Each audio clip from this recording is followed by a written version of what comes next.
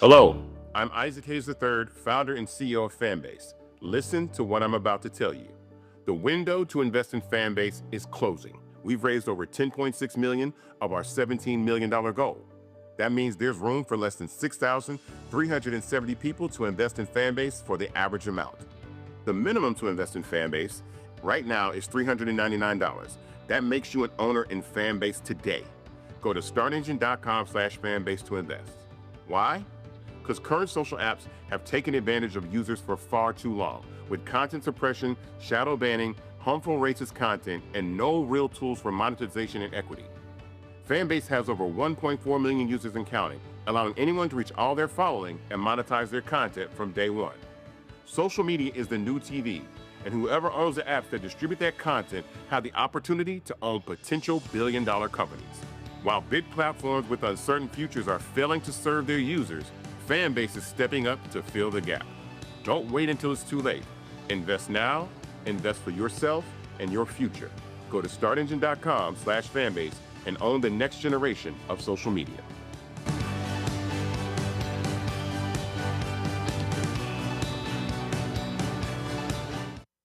Folks, Black Star Network is here. Hold no punches. I'm real revolutionary right now. Black power.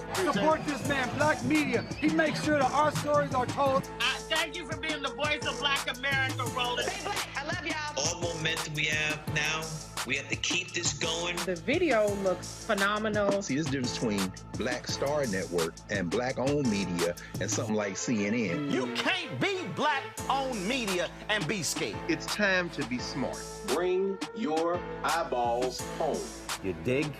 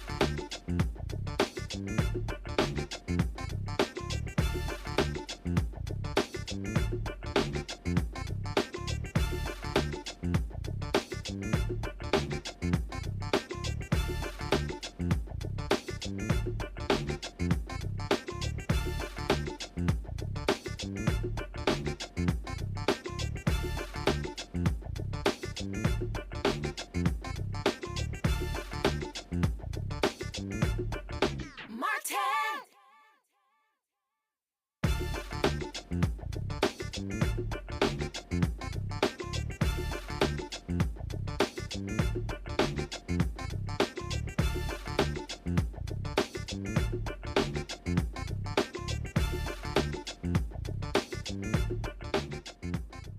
is Thursday, May 22nd, 2025. Coming up on Roland Martin Unfiltered, streaming live on the Black Star Network. They're calling it the big, beautiful bill. But let's be real, this is not pretty. It screws working class people. They are ignored.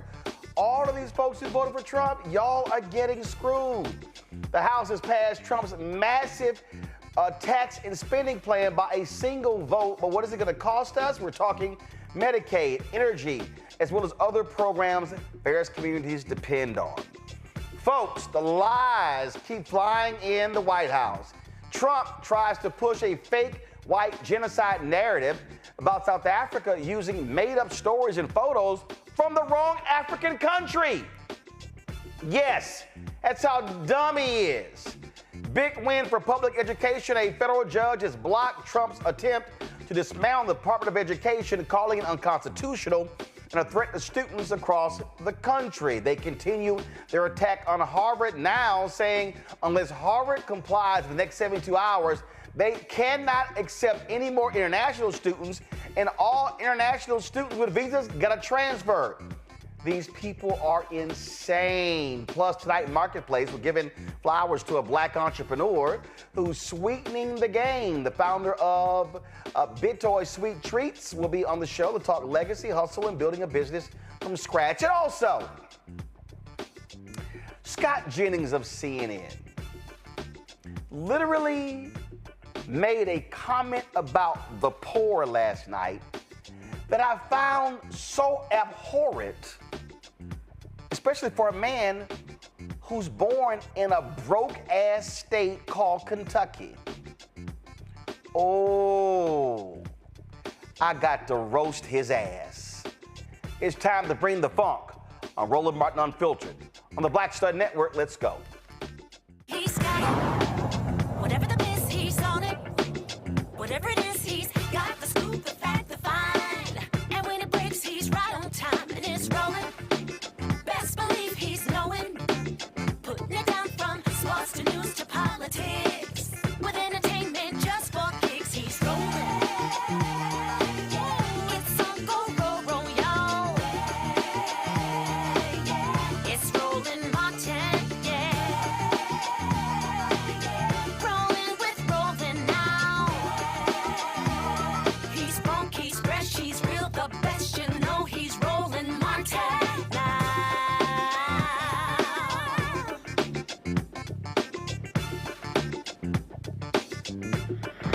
Martin.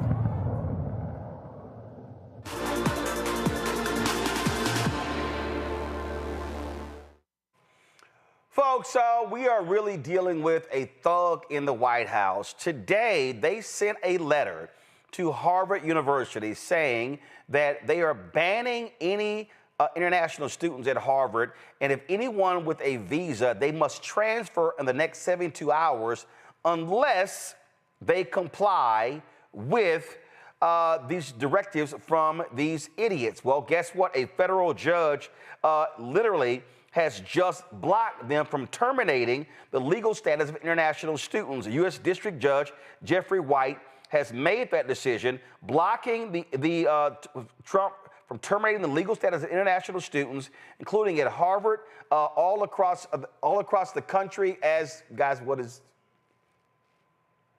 All across the country as well, plus from arresting and detaining them. This is unbelievable, what was announced by the Trump administration. Again, ordering them to comply with this directive that just makes no sense. I just want to quickly go to my panel. Dr. Greg Carr, Department of Afro-American Studies at Howard University. Also joining us is Dr. Nola Haynes, of course, first of all, she's at Georgetown University. And of course, foreign policy expert. No, these people, and we be joined shortly by Reese Colbert. Folks, no, these people are literally insane. This is a jihad they have against Harvard. That's what's going on here. 1,000%. The part-time occupant in the White House has something against my alma mater. Sorry, boo-boo, that you didn't get to go there. Because, whatever he doesn't get to do, whoever doesn't want to play with him and his toys, then, he wants to break them and their toys. I'm just so over Trump and his little cabal. Every day is something with these people. And it's so petty and it's so childish and it's so obvious and it's embarrassing. Like, I am over these people, but I'm happy the judge stepped in and said, no, slow your roll. You cannot unilaterally, I'm going to say this word a lot tonight, Roland, unilaterally. I know Trump thinks he's a king, but he is not a king. You just can't decree things by order of King Trump. That's not how it works. I'm going to stop there. Greg, they're thugs. They're absolute thugs. That's who they are. They're going after Harvard. They're going after Columbia. They're going after all these schools. And to sit here and say, because first of all, 27% of Harvard's students are international. And those are the people who pay full freight. And so Trump is trying to go after the money. Yes. And, Roland, it's certainly absurd. He's certainly a clown, or as Lamont King calls him, a bozo. Bose, not Hove, but Bose. But the reality is that there's a method to this madness. It isn't in his dissembled, dissolving brain. It's in the brain of Russell Vought and Project 2025. Remember, Russell Vaught's the quarterback of Project 2025. Chapter 2 of Project 2025, Executive Office of the President of the United States, Vought elaborates on this absurd, expansive theory of the executive. Basically, the president is a king in the mind of this clown. I'm saying that to say this. The confrontation is the point. The Atlantic just did a long article on Russell Vought talking about Trump 2.0 and where this is headed. This goes back to what we've talked about so many times, and you've walked through Project 2025, the Schedule F. He's the architect of that, replacing all the staff people in the federal government with loyalists and all that. But in this particular case, remember last week, the Supreme Court ruled trying to push back, but not completely like they should have, against the idea that a federal judge in one district can make a ruling that would apply to the country. Well, we just saw that. We're seeing that in real time in terms of the importance of that with this ruling. I'm saying all that to say this. Yes, your little boy didn't get into Harvard, Donald. I'm sorry about that with Barron. And yes, as you say, Nolan, as you say, Dr. Haynes, it's petty, it's vindictive. And the deeper approach is destroy the universities, destroy the federal government completely. Not shrink it down where it can drown, like Grover Norquist would say, but literally remake it into a weapon for white nationalism. And remember, in terms of HBCUs, this is always stuck in the craw of those. Like, remember when you covered the story about those white nationalists in North Carolina that wanted to stop out-of-state people from coming? Remember the percentage of international students, and I'm not just talking about continental African students, the percentage of international students at HBCUs is outsized. They're from Nepal, they're from China. This is an existential threat to the intellectual infrastructure of K-12 and university level. They're not going to get away with it in the short term, but make no mistake about it, they are doing this to force a confrontation with the courts, not to try to be nice and avoid one. Oh, absolutely. That's exactly what's going on. I mean, so they want this battle. They want this fight. This is what it's all about. Reese Colbert joins us right now. And Reese, I'm telling you, let me be real clear. I don't give a damn about Harvard. I don't. Yeah, you say that all the time. Every time I hear about Harvard year. I don't give a damn about Harvard. I don't give a damn about any of these Ivy League schools. But what I do understand is that what they are doing is a precursor to what they want to do to other schools, and HBCUs better take notice. Well, that's 100% correct, Roland. And to be fair, that's probably why they go after Harvard, because who's going to be that sympathetic of Harvard? It's a bunch of Ivy League educated people. They have massive amounts of money in terms of their endowments. And so they don't necessarily make the most sympathetic cause, even for the average layperson who doesn't agree with what Donald Trump is doing. But also, Reese, though, if you do go after Harvard and take them down because they have the most money, anybody below them. Listen, you saw the other Ivy League schools that buckled because they can't withstand that level of pressure like Harvard can. So you go after the big fish. And that's why we have to connect the dots, as you've been doing, or as everybody's been doing so far. This is an opening salvo. Now, how many times have we said that over the past couple of years about what the opening salvo was? It's a test case. And so why not take out the biggest fish that you can take out first, and then everything else crumbles? But the other part of it is just the humanitarian aspect of it. You know, Harvard is powerful. Individuals are not powerful. And so if people have to be worried about being snatched off the street because arbitrarily Kristi Noem with her stupid ass, or whoever, Marco Rubio, decides that they're going to revoke a foreign student's visa status, that it makes them less likely to not only want to study at Harvard, but to want to be in this country at all. Mm-hmm. And so we have made a trade-off through Donald Trump between white, South African, pro-apartheid peasants and physicists and doctoral students who are from other countries, all because of the priority and the delusional misplacement of value that Donald Trump puts on whiteness. And so this week could not be any more glaring about how wrong the choices this administration is making and how wrong of a direction this country is heading in. Every single thing, when you look at all the choices that are being made and the fake justification for them, this shit is beyond off the walls crazy. It is. And what we're dealing with here again, and I need people to understand, and we're putting this in the context because it rightly deserves it. We're dealing with thugs. We're dealing with arrogant individuals. We're dealing with people who do not believe in the rule of law. Right. These folk don't believe it, Nola, and what they are in their minds. The only court that matters is the right-wing Supreme Court, and they pissed off at Amy Coney Barrett because she's not falling in line. She's not Clarence Thomas or Sam Alito, and so they've thought, oh man, we got us 6 hardcore. They let go of Roberts because he still pissed them off with the Affordable Care Act. They thought they had 5 solid. Now they mad as all get out because so Trump's whole deal is, yo, I got my court. I can do whatever I want to do because they gonna let me. Oh yeah, 1000%. And you know, it's really interesting when you are in power. And in this case, we're talking about the Supreme Court. And if you look at Congress, they're really you have to reconcile with yourself. Am I willing to forego my own power in service of Donald Trump? And I think this is one of the things that we're confronting, right? It's people trying to deal with their own situation and their own power, and then also realizing, wait a minute, the seriousness of what we are talking about. You are literally talking about abandoning the rule of law. They already, you know, work their hoodoo in terms of voting. So they want people to be complicit in completely destroying democracy. And when you are in a situation to where you can participate in that, and then you have to say, wait a minute, and you have to really sit down with yourself and ask yourself, is this what I want to be doing? Is this what I want to, is this the legacy that I want to leave?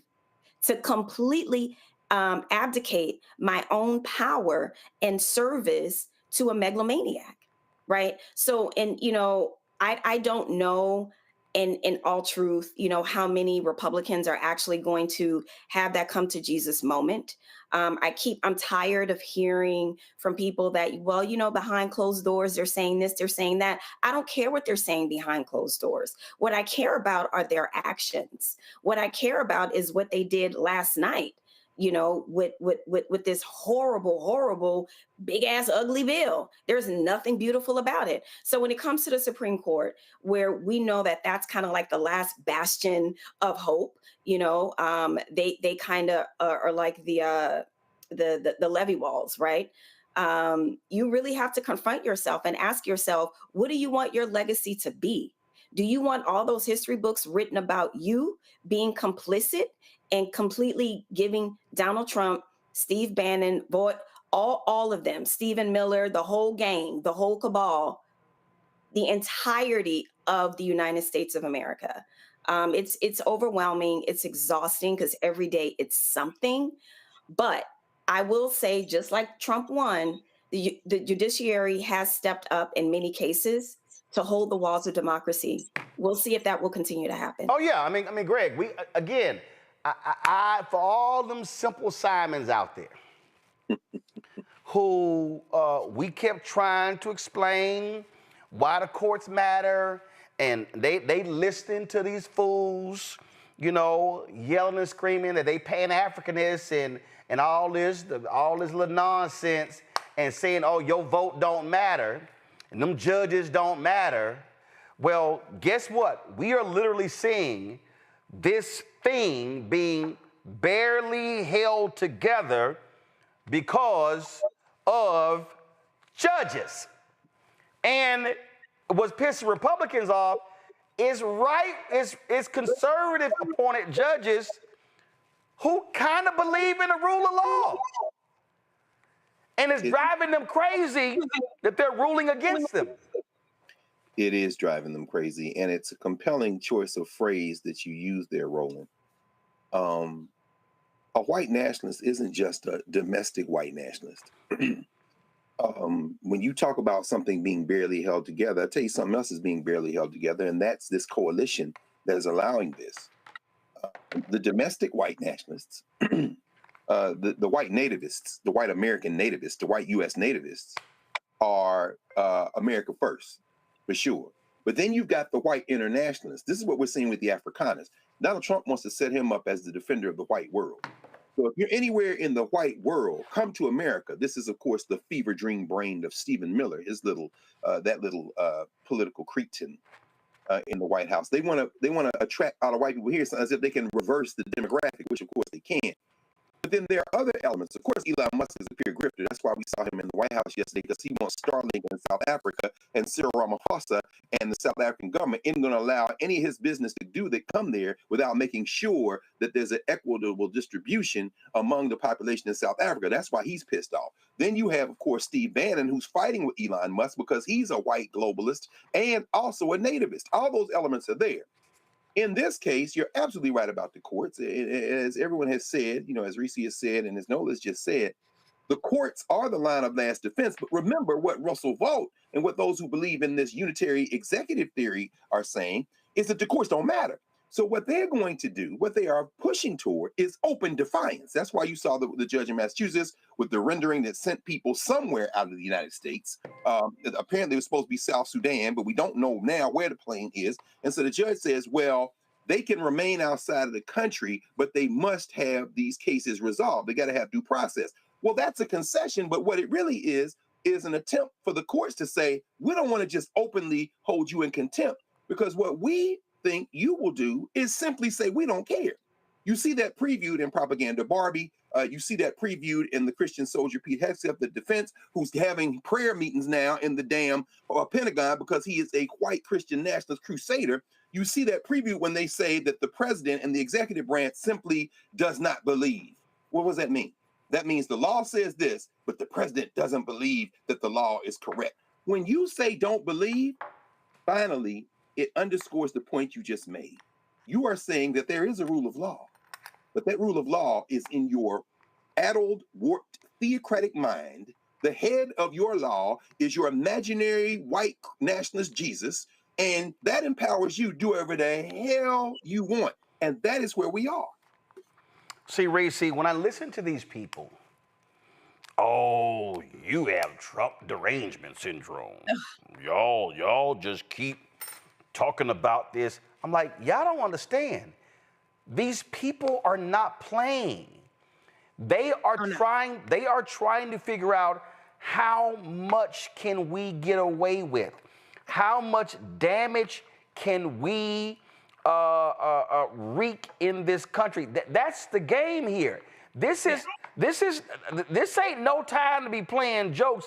These people are deadly serious about their thuggish ways. Absolutely. I mean, look, they've already gotten generational gains. We said this back when when Donald Trump was elected in 2016, and we said that was on the line in 2020 as well. And it's the same thing. What they're playing for now is for keeps. They're not playing for a generation. They're playing for a permanent realignment that will solidify their white minority rule, and more specifically, white billionaire minority rule. Because trust me, those little South Afrikaners that they done brought in, they're gonna be out there tilling the fields with the other white farmers that are being displaced by this war on USAID and the tariff wars. And so this is strictly about making sure that they are entrenched and ingrained in every single aspect when it comes to power. That's why they're going after Congresswoman McIver. They're saying they've already said judges don't matter. They arrested a white lady judge, and she's still facing charges in Wisconsin. Now they've arrested a black woman congresswoman because they figured, who gonna give a fuck about a black woman being already abused by these mass ICE agents, and then turn around and have her power, the power that is vested in her through the Constitution and through her duties and her being an elected official, stripped from her. And so they have strategically, and to their credit, they've been very, very clever about this.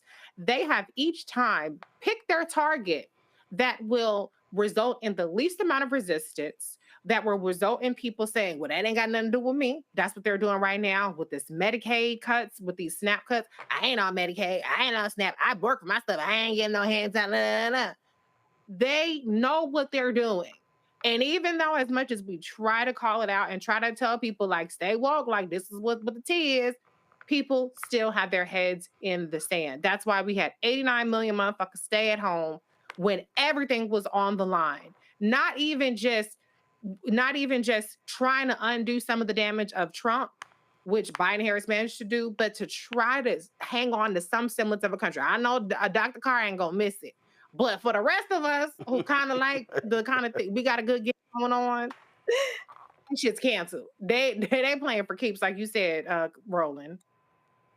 That is the case. All right, y'all, we got to go to a break. We come back. We're going to break. The amount of lies that were being told yesterday in the Oval Office, absolutely stunning. And we're going to show you how dumb and inept Donald Trump is. You're watching Roland Martin Unfiltered right here on the Black Star Network. This week on A Balanced Life, we are talking about the many women and female role models that play an integral role in our lives. From helping to boost our self-esteem to checking us when we get out of line. These women deserve their flowers for helping us to become who we are today. The women in my lives who have just impacted me so much, have challenged me. They're women who made me want to live right and love right. That's all next on A Balanced Life here on Black Star Network. Me, Sherry Shepard with Sammy Roman. I'm Dr. Robin B., pharmacist and fitness coach, and you're watching Roland Martin Unfiltered.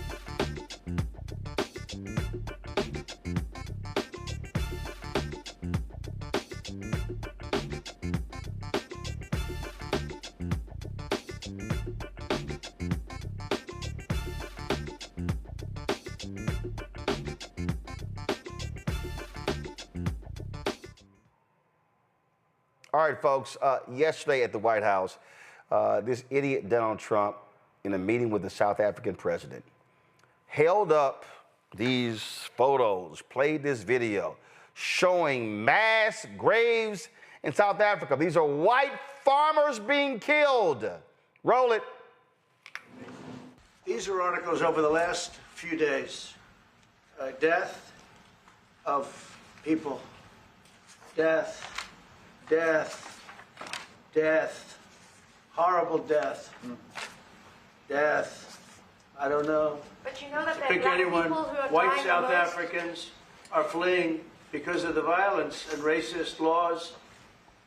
And this is all. I mean, I'll give these to you. So when you say, what would I like to do? I don't know what to do.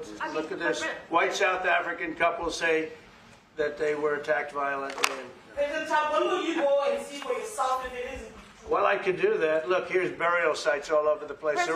These are all white farmers that are being buried. President Trump. And he asks about a jet that was given. My first question is about Africans. They're not interested in the You know, jet. you are so bad. You're such a bad reporter. If they're committing genocide, why invite them? Sir, if they are committing genocide, why invite the South Africans to the White House? May I finish, please, President Trump? President Trump. This is one after another. This family was wiped out.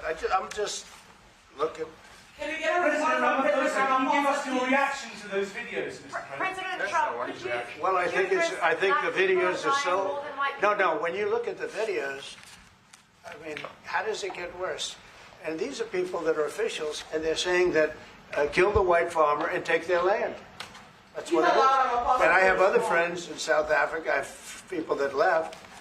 One in particular that says you can't go there. He said they want to take your land. They take your land and they kill you. It's okay, and they say it's okay to do. Now we're going to talk about it. But this is a tremendous look. This is a story recent. These are all people that recently got killed. Yeah. And I don't know how it can get any worse. These are okay. Well, today at the White House, Carolyn Levitt, the flat-out liar spokeswoman for Donald Trump, was asked by NBC reporter Yamiche El-Sindor about those photos. Check this out. The president showed a video that he said showed more than 1,000 burial sites of white South Africans that he said were murdered. We know that that was not true and that the video wasn't showing that. So I wonder, why did the president choose to show that? True, Yamiche? It's not true that the video was showing a burial site. It is unsubstantiated that that's the case. No, it is true that that video showed the crosses that represent what the president claimed. The video showed images of crosses in South Africa about white farmers who have been killed and politically persecuted because of the color of their skin. And those crosses are representing their lives. Those crosses are representing their lives in the fact that they are now dead and their government did nothing about it. Are you disputing that there's no... The fact that the video showed what the president claimed it showed, because it did not show that. But even more, what I'm asking you is who at the White House... No, it did show that. It showed white crosses representing people who have perished because of racial persecution. Verifies the videos that the president shows, and what protocols are in place when there's unsubstantiated information being put out for the world and world leaders to show? Yamiche, what's unsubstantiated about the video? The video shows crosses that represent the dead bodies of people who were racially persecuted by their government. In fact, the Associated Press, of all places, has a picture of that very monument, and the caption from the Associated Press is, "Each cross marks a white farmer who has been killed in a farm murder." So it is substantiated, not just by that video and the physical evidence that everybody saw on display in the Oval Office, but also by another outlet in this room, the Associated Press. So you should take it up with them if you believe the claim is unsubstantiated, and that's a ridiculous line of questioning. John, go ahead. Well, this is how stupid and dumb she is. The video that Trump showed of dead white farmers was actually 2020. It was a fake 2020 demonstration about all farmers being killed. And guess what? If you look at the numbers, 9 farmers' deaths, 8 of them black farmers who died. 8. But check this out. The photo he showed, the photo, y'all, wasn't even from South Africa. The photo was from the Congo.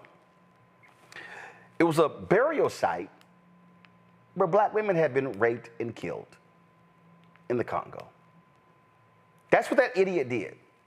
But see, they don't care about the lie. What they care about is how the lie traveled and how it built sympathy. Oh my God, look at this, how the white farmers are being attacked. This is just shameful, what's going on. We're dealing with a mass liar trying to prove mass graves. That's who this man is. It's how despicable this man is. It's how shameful this man is. What did I say to Chris Christie on ABC in September 2021? And this is the reason why I haven't been back. I said, he has no morals, no values, no principles, no ethics, no integrity, no honor, no decency. Donald Trump is a despicable human being. He truly is the orange stain in a white pair of shorts. That's who he is. He is a liar. He's a narcissist. He was disrespectful to the black folks from South Africa yesterday, and the only people who he would listen to were the white people from South Africa. That's who this thug is. He is a liar. And instead of admitting, man, we kind of screwed up, no. Instead of saying, well, the image shows Red Cross workers responding to a tragedy, no. Trump's like, these are all white farmers being buried.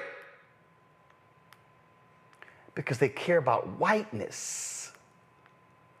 They care about whiteness. And that's all that matters. It's about whiteness. I don't watch CNN, but this was a conversation on Abby Phillips' show last night where Scott Jennings, their resident white conservative MAGA Trump loving fool, made it clear all he cared about are the white folks. Straight up, I mean, we have the numbers. It is completely unsubstantiated. I mean, Scott, you're saying it's not true that some white farmers have been murdered? No, it's not true that there is a genocide against white farmers. Okay, whatever you call it, have white farmers been murdered? Actually, how many have violence been committed against white farmers? How many white farmers, hold on a second, how many white farmers have been murdered in I don't know, South several. Africa? I mean, they asked. No, how many? I don't know, several. I know why you don't know, because those numbers don't exist broken down by race. I mean, how I many know black, this. I wouldn't trust the South African government to tell me. I know that. How many black farmers have been murdered in South Africa? Look, you guys are so triggered over 59 people. No, I'm not. After we left 20 million people in the country, I don't know why you're so triggered. Haven't even brought up the people, the white people that Trump picked out because they were white and told them they could come to the country. How much racial killing are you going to condone? There are 19,000 murders in South Africa. 36 were on farms. 7 of the farmers were victims. Okay, this is according to the South African police. And you think the South African government is a credible source? The other 29, hold on a second, the 29 victims who were included in the farm killings were farm employees who tend to be black. So the vast majority of people killed on farms in South Africa are black. Where is the concern about them? The concern is that there are white farmers who have had violence committed against them, and they're being threatened. They're being threatened every single day. There's 59 people, hold on a second. And you're triggered about 59 people, I and I don't know why. I haven't mentioned anything about 59 people. Substantiate why are you only concerned about white people? I'm only concerned about this story because these 59 people asked for status. They're getting status, and now everybody's freaking out about it. They didn't ask for anything. There is no evidence that white people have been targeted. Some white people in the larger issue of farmers, in the larger issue of violence, have been part of this violence, but there is no... Why are they trying to get out? Why are they... If there's no... Scott, the why majority... are they trying to leave? The majority of... Have you seen the videos of the people saying, kill the white farmers? The Afrikaners do not want to leave. What do you think the phrase, kill the white farmers means? Yeah, that's a phrase that the ANC... That was a phrase that, was against the anti-apartheid movement. But the ANC, who's ruling the government, the president's government, has disavowed that phrase, has disavowed any songs, and there's no evidence that white people are being targeted. And the majority of Afrikaners do not want to leave. They're not a part of the government, Scott. Right. You're taking a fringe movement and you're trying to make it a characteristic of an entire nation. It is the height of racism to say that white people have to be exempted from all violence in any society. And that is what is being said here.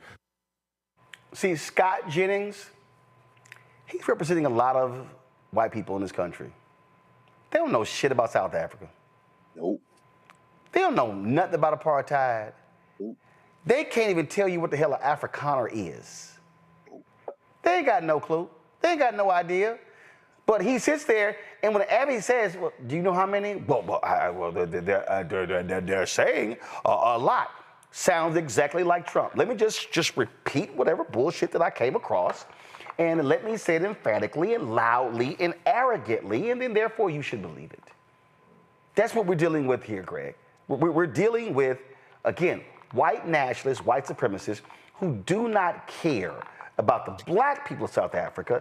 Scott Jennings and Donald Trump are the same people who are advising Ronald Reagan to veto the bill, the sanctions bill against the racist apartheid regime in that black majority country. Yes, sir. I'm taking measured breaths here because the only form of diversity, equity, and inclusion in this funky criminal enterprise is whiteness. Scott Jennings, who certainly has aspirations beyond his paid role at CNN to represent ignorance, whether it be the governor of Kentucky, senator from Kentucky, congressperson from Kentucky. Scott Jennings is a human joke, but I'm gonna tell you what else. This is what makes Black Star, another reason Black Star Network is so important.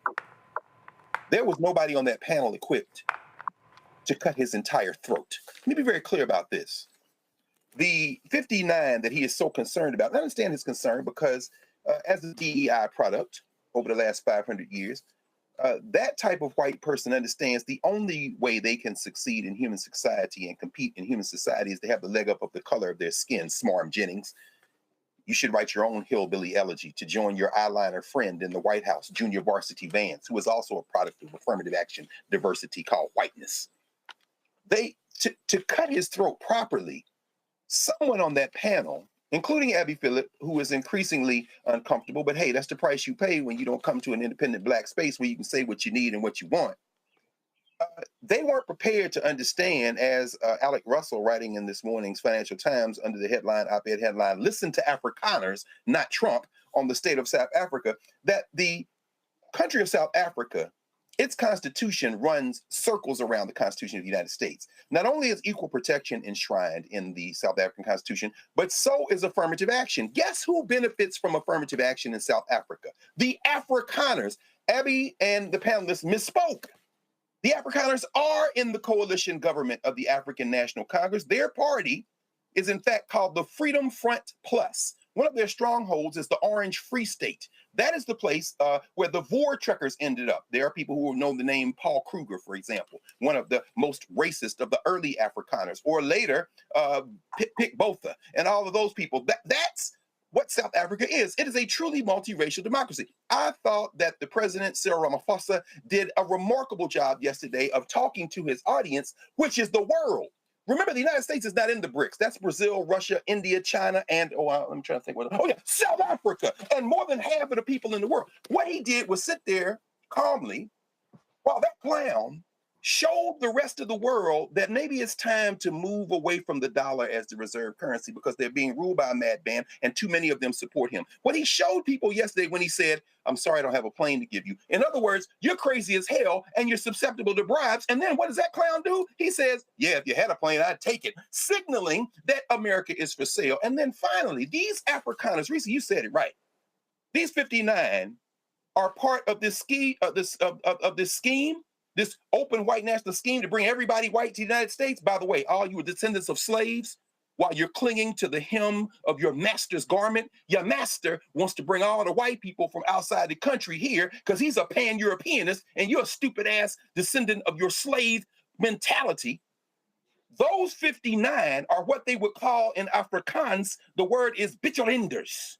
Bitchelinders are white people when given even affirmative action in South Africa, are still unable to compete, and what they are doing is grifting the nativist white nationalism of the United States. You know what the greatest fear of the Afrikaners in South Africa? Their greatest fear is the loss of their language, the loss of their culture, because their minority is shrinking. What they are not scared of is the erasure of their history, because guess who props up Africana history in South Africa? The government of South Africa, I've been there a half dozen times. Every damn statue they got is still there. Contrast that with the United States, where they trying to reverse memory. This is why Trump hates South Africa, and he should hate it. This is why Musk hates South Africa, and he should hate it. Why? Because that country ain't scared of its past. You punks. But guess what? Your country about to fracture, and I have a front row seat. Noah, it is remarkable the level of stupidity that is on stage that supposedly represents this country. And that's what we see from these idiots. And they will vigorously defend a massive lie tooth and nail. 1000%. It all comes from the Roy Cohn, playbook. We've talked about that before. And one thing that I will say is, I know at least the folks on this show tonight, none of us are new to this, in that we have been talking about Trump. We've been sitting with this man, his ideas, if you want to call that, how he's going to respond, the dumb thing he's going to say, the rude thing he's going to say. Where I'm at with this right now is, pretty much we can anticipate this. And as my ears were bleeding, listening from that panel, because it's virtually unlistenable and unwatchable. And I'm sorry, I'm not trying to throw shade on the system, but that show is terrible. You can pretty much set your Apple Watch or whatever kind of watch you rocking by what and how Scott Jennings is what he's going to say. The way that he kept using the word triggered. That's intentional. He was never going to answer the question. It has nothing to do with that. But what he is able to do, he's always able to be the loudest voice in the room, because like they all do, they're loud, they're rude, and they're very confident and very arrogant with the way in which they communicate. Even listening to the so-called press secretary, the way that she was drowning Yamiche out, because they never want to listen and respond to actual facts. The way that they respond is by demeaning you and trying to discredit what you're saying, which isn't an actual response. So by now, we should know this. And by now, we should have a different playbook. And, I know that, Dems, we pride ourselves on facts and beating them back with the facts. Okay, we can do that. But it's also time to anticipate what's going to be said and to be ready for the non-answer. So that, for me, like all the years, with these types of people, we know what they're gonna say and how they're going to say it. It is time for us to have a very different response. And the last thing that I want to say about the South African situation, and I'm sorry I couldn't join you last night, Roland. The one thing that's so irritating and frustrating about this, and Greg, I know you don't do international law, but I know you know this. The way that people are bandying about the word genocide, please understand that is a legal determination. And no unilateral body, including the President of the United States, can determine that. That is a combination of the ICC, the International Criminal Court, the International Criminal Court of Justice, coupled with the UN. That is a legal determination, people. You can't just wake up and say that a genocide is happening. And there are certain specific categories for determining a genocide. And let me tell you something. Being displaced, even if they were being displaced, which they aren't, being displaced is not determinative of genocide. I just had to get that out. Reese. Well, a couple of things. Number one, there was a time when that sort of fake intelligence being put in front of the President of the United States and repeated in the Oval Office would have meant resignations. It would have meant firings. That is so embarrassing that the President of the United States cannot be relied upon to accurately detail what's happening across the world. And so that is inexcusable that the DNI person is still there, that anybody even allowed that to happen. But it's Donald Trump. So the more ridiculous the lie, the better it is for him.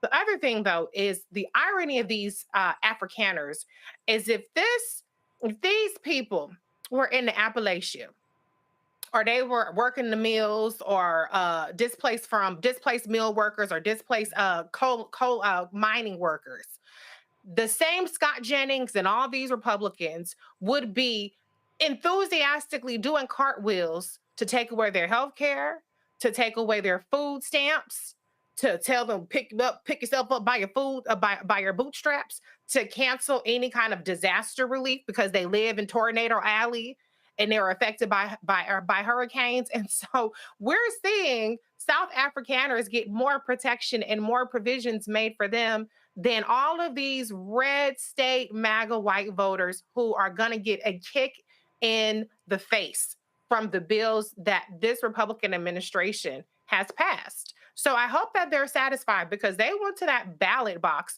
to vote for xenophobia, to vote for racism and sexism and all that kind of stuff. They thought they was getting rid of the Mexicans and the Haitians and whoever the hell else, but they importing a whole bunch of moochers who are going to do nothing but laugh in the face at how easy it was to scam the United States out of a chartered flight and a whole new life in a country because they couldn't hack it back home. Yep, and they did not like the black woman. All right, folks, hold tight 1 second. We come back. We're going to hear from Candace Kelly, an update on what happened today in the trial of Sean Diddy Combs. Cue the music, please. And so we're going to have that shortly. And don't forget, we want you to support the work that we do. Join our Bring the Funk fan club. You want to contribute via Cash App. You can do so, of course, by using the Stripe QR code. You see it right here. Go to blackstarnetwork.com. You can also see your check and money order. Make it payable to Roland Martin Unfiltered. P.O. Box 57196, Washington, D.C. 20037-0196. PayPal, R. Martin Unfiltered. Venmo, RM Unfiltered. Zelle, Roland at RolandSMartin.com. Roland at RolandMartinUnfiltered.com. All right, folks, streaming right now on Netflix. You can catch out Terry Vaughn's new show, She the People, where she plays a lieutenant governor in the state of Mississippi. She is doing this show in concert with Tyler Perry Studios. Here is a look at She the People. You must be my new lieutenant governor. I'm ready for duty. I think I can make a difference. Just be a good girl. I'm gonna need some dinner and a lot of wine. I really don't think that he thinks I'm qualified. What you gonna do? Pump my shoulders. When you want something and you earn something, you fight for it. Kids, do you know who this is? Mary J. Blige. I didn't know we was about to be attacked by all of Nick Cannon's kids at once. So again, the first 8 episodes of She the People airing right now on Netflix. The second 8 airing in August, and tomorrow you'll see my interview with Terry Vaughn talking about on how this all came together. We'll be right back on Roland Martin Unfiltered on the Black Star Network. This week on A Balanced Life, we are talking about the many women and female role models that play an integral role in our lives. From helping to boost our self-esteem to checking us when we get out of line. These women deserve their flowers for helping us to become who we are today. The women in my lives who have just impacted me so much, have challenged me. They're women who made me want to live right and love right. That's all next on A Balanced Life here on Black Star Network.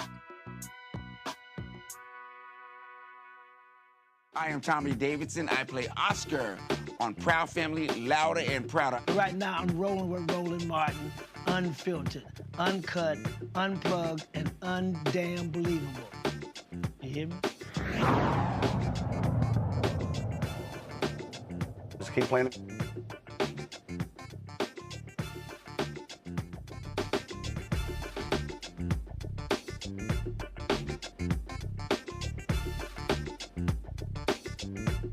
Folks, in a sweeping ruling today, Judge Mayong Jun blocked Donald Trump's controversial plan to gut the Department of Education. Actually wants to shut it down, calling it an unlawful power grab that would devastate millions of students and families, especially in underserved communities. The judge made it clear only Congress can eliminate a federal agency created by law. Also, cutting the legs out from under the Education Department like this, guess what? It's real illegal.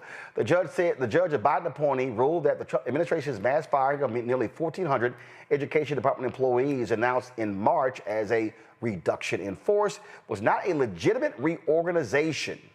We've been saying that.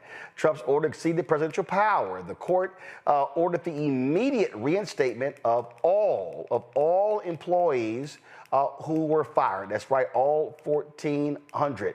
And barred the administration from transferring key functions like federal student loan management and special education unions, first of all, special education services out of the department. Now, this all comes after a wave of lawsuits. 20 states, school districts, education unions, and advocates stepped in and said enough is enough. They argued that shutting down the department would crush support for students, families, and state programs. Now, while that's going on, today the United States Supreme Court, in a 4-4 decision, said that Oklahoma could not allow a religious charter school. They wanted a Catholic charter school that all throughout its curriculum will be driven by Catholicism and their ideology. Well, it was a 4-4 vote, which means that the order from the Supreme Court of Oklahoma ruling that to be unconstitutional simply stands. The reason it was 4-4, because Justice Amy Coney Barrett recused herself because she was closely tied to one of the advisors of that school. In fact, she was the godmother of that woman's children. Let's go back to our panel here. I'm going to start with you, Greg. The legal decision of the Supreme Court is critically important. And I was talking with somebody, I said, but we know what's going to happen.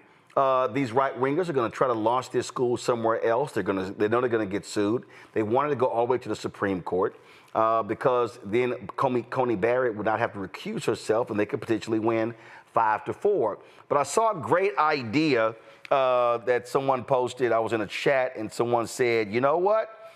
Here's what should happen. They said that, give me 1 second. Hold on 1 second. I got to read it because it was just too funny. It was just too funny. They said, oh, you know what really should happen? They said, would it really be great if some Muslims decided to launch a madrasa and have the attorney show up in a head wrap he was going and saying, and then say, all right, y'all want religious school? Let's go ahead and do a Muslim charter school. He said, hell, the Supreme Court, they would vote, they would have opposition from all of these evangelicals. They'd be like, hold up, wait a minute. I thought y'all wanted religious charter schools. I said, that would be pretty interesting.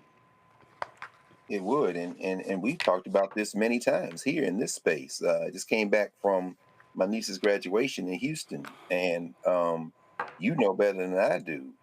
All the talk right now in Texas is that clown governor and his friends trying to steal $1 billion worth of public money and pump it into their white national schools. Texas is Texas and Oklahoma, but Texas specifically is the origin of much of this white nationalist work. Remember, that's the one where the Indian Child Welfare Act and the Rakhine case was challenging as these white Christian nationalists, a white Christian nationalist family with a bunch of money trying to take these indigenous babies. So I think that is exactly the type of challenge, as we've said before, that would reveal the true agenda here. The true agenda is not to destroy the wall between church and state. The true agenda is to create a theocracy in this country. Because in the case of Pennsylvania, you know, as an adopted Philadelphian, I remember a school that was created by African traditional religion followers, Ifa, the Sankofa Shule, and they were Yoruba. And guess what? You apply to the state and say, hey, religious school. You got Catholic school, so why not schools for the Yoruba, Ifa practitioners, the Orisha worshipers? I think it is exactly the type of case that should be brought. And I think I agree with you. Islam would be the beautiful delivery system. What you gonna do then? In this case, it's very interesting, as you say, Coney Barrett recuses herself, but we see John Roberts desperate because of the monster he unleashed in 2010 with Citizens United, now eating the courts, eating the law, eating his funky criminal enterprise country. He is now ready to ally himself with Sotomayor, Ketanji Onyeka Brown Jackson, and Atlanta Kagan. And that's why it's 4-4, so the ruling stands. But this is really the most important dimension of this case. This would have been the nation's first religious charter school. There is an establishment clause in the federal constitution.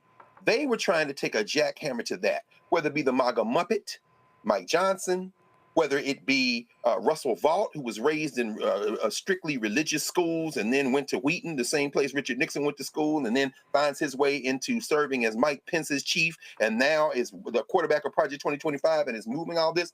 This isn't just about policy. This isn't about tax breaks. This is about trying to create a theocracy. And if they have succeeded today, Roland, I think the strategy that you are talking about, that we've talked about many times here and that you quoted here, oh, that's got to be it. When I say the country's going to be torn up, I don't mean that the people in the country are not going to survive. I mean, we will finally renegotiate the terms of this funky criminal enterprise, because at the center of America is white Christian theocracy. And until we understand that, everything else we think we understand is just confusing us. This attack, Reese, on the Department of Education, this has been the wet dream of conservatives for a very long time. And again, we are seeing where these judges, and I got to keep going back to it, because I had to listen to so many Simple Simon Negroes.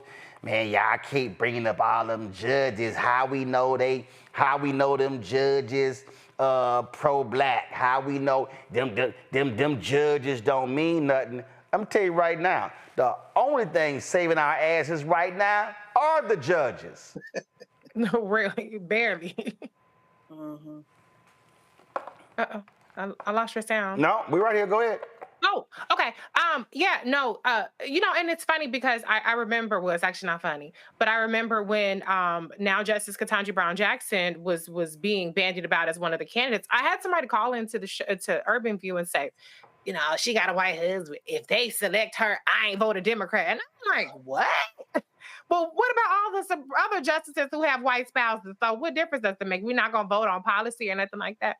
But that's the problem. I think that on our side, we just don't take it seriously enough. And so then we wonder why we're overcharged. We wonder why bogus charges don't get dropped. We wonder why we are victimized at every step of the justice system. And then we wonder why it doesn't serve us, because we do not realize the way that the judicial system is a key tenet of the way that this country operates, for better or for worse. And so we have seen through the courts, we're getting some sort of relief. It's holding things kind of sort of together, but it definitely feels like it's like a Band-Aid on a jug that's about to just bust right open. And it's just not adequate because this administration is ignoring it.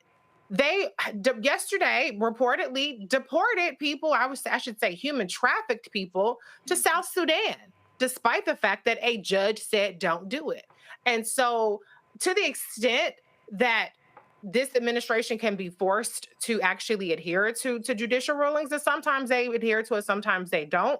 This was critically important, and so it's unfortunate that we took our eye off the ball for whatever reason in 2016 and again in 2024, because if Clarence Thomas retires or any of these other old ass judges on there retire, then they got the courts for another 20 years. So it's unfortunate. But the thing about education, what they're trying to do is they want to not only just dumb down this populace, but they also want to control who gets access to a key way that we have built out the middle class, which is through the educational system. Yes, teachers are underpaid, but that's still a very critical pathway to a middle class lifestyle. The same with higher education. And so they want to, through this extreme ideology and as Dr. Carr said, theocracy, want to try to gatekeep every aspect of accessing the educational system and accessing the middle class. Noah? So a few things stand out to me regarding this. As a person who went to Catholic school, born and raised in a Catholic city, we've had this conversation before. What strikes me very interesting about this is I want to make a distinction about what we're talking about here. And Greg, you're right when you talk about this kind of this move towards a theocracy. I would argue a very extreme sort of theocracy, a very specific sort of theocracy, because we're not talking about a Jesuit Catholic school or even maybe an old school Roman traditional, a very Roman Catholic traditional school. We're talking about something else very different here. So, I would say to push the boundaries even further, not to open just a madrasa, but a very extreme madrasa. right? Because that's really what we're talking about. That's really the difference towards this pivot, where some of the folks that are in this administration are connected to Opus Dei, which is the extreme wing of Catholicism, right? Which has been kept at bay in a lot of the Catholic school systems for a while. But this push, and especially now that, they are well placed, that they're in power now, this is the move, right? This is to try and indoctrinate and normalize a lot of this kind of extreme Opus Dei kind of ideology, which is dangerous and problematic. And to Reese's point, absolutely, the goal of any autocracy, any autocrat, any tyrant is to have an uneducated mass. The past couple days, I watched this thing called the Great Courses, and I've been watching this course on medieval England. And what's so sad and what's so scary, some of the things that we are talking about in terms of an uneducated mass, the types of personalities that were in charge and all these different things. I'm watching this today. I'm like, why does this sound like 2025? In the United States of America? So to say that we are going backwards, the time machine isn't going back far enough. Like, they are taking us to a time where people could not read the Bible. So you had to trust what people were telling you. And that's the goal, right? The Book of Eli is one of the dopest movies on a planet because it tells the truth about the person who holds the Bible. The person who holds the Bible can tell you whatever they want to tell you when you can't read or write. And I hope I'm not being hyperbolic when I say this, right, but this is kind of the backwards trajectory that this country is on. All right, folks, hold tight 1 second. So I got to come back after the break to deal with CNN Scott Jennings. So last night, the issue of the poor came up within the framework of their discussion about this Republican big beautiful bill. I think poor little Scott forgot where he came from. Oh, I'm going to explain when we come back. You're watching Roland Martin Unfiltered on the Black Star Network. On the next Get Wealthy with me, Deborah Owens. Have you ever had $1 million idea and wondered how to bring it to life? Well, it's all about turning problems into opportunities. On our next Get Wealthy, you'll learn of a woman who identified the overload bag syndrome, and now she's taking that money to the bank through global sales in major department stores. And I was just struggling with 2 or 3 bags on the train. And I looked around on the train and I said, you know what? There are a lot of women that are carrying two or 3 bags. That's right here on Get Wealthy, only on Black Star Network. I'm Russell L. Honoré, Lieutenant General, United States Army retired, and you're watching Roland Martin Unfiltered.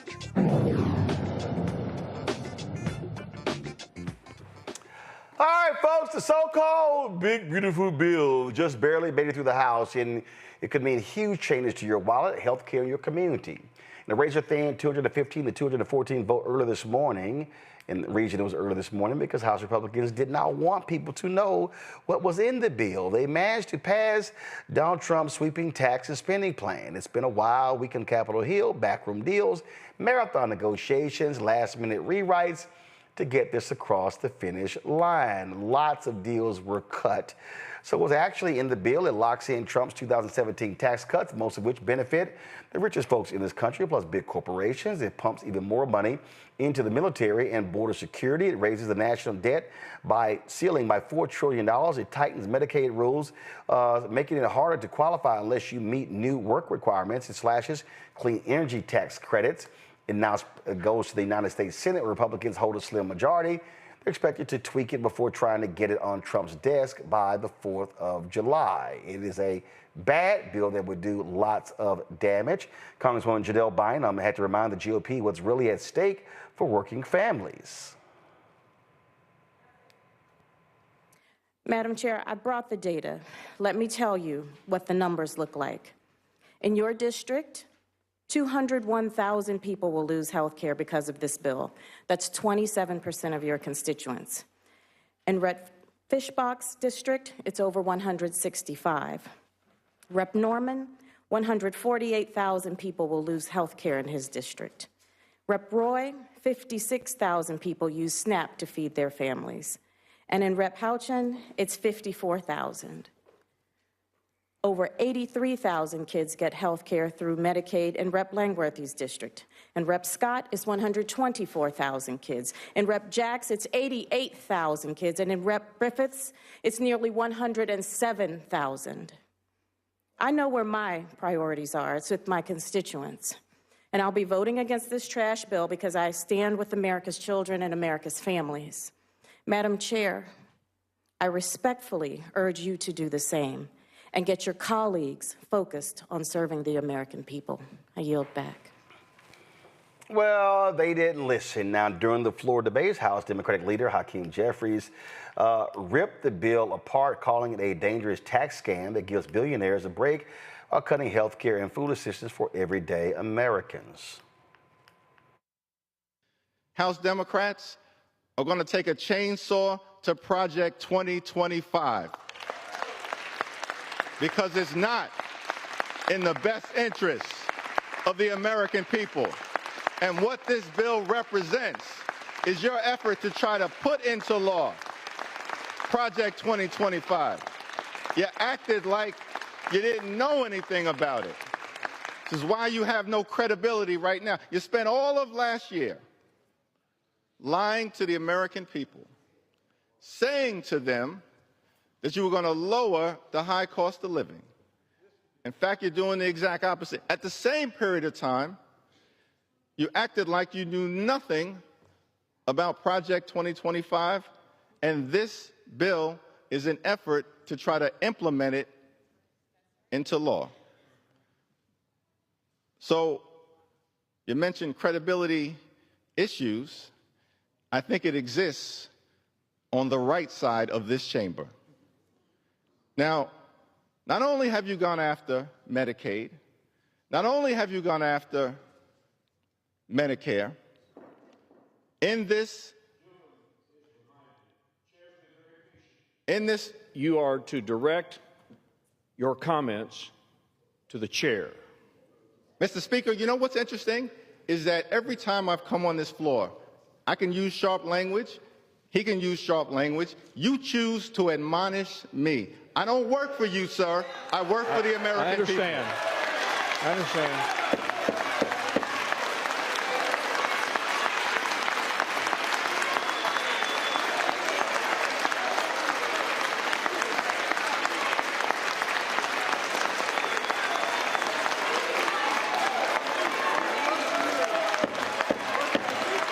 House will be in order.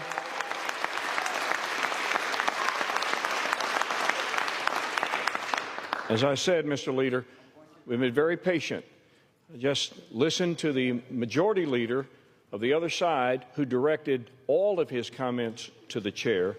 It is important for the decorum of the institution for you to do the same. You may proceed. We can continue this. You may proceed. And every time I'm interrupted, that's going to add another 15 minutes to my remarks. Fair enough. Mr. Speaker. All right, so I saw this clip, and y'all,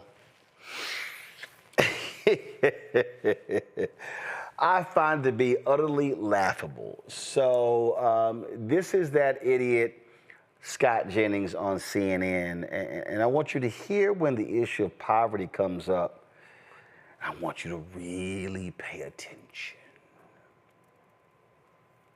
That this is in place. Household income for the bottom 10% will go down 2%, and it'll go up 4% for the top 10%. And by 2033, it'll be down 4%, up 2% for the top 10%. So in essence, the poorest people are going to have less income. The richest people are going to have more income.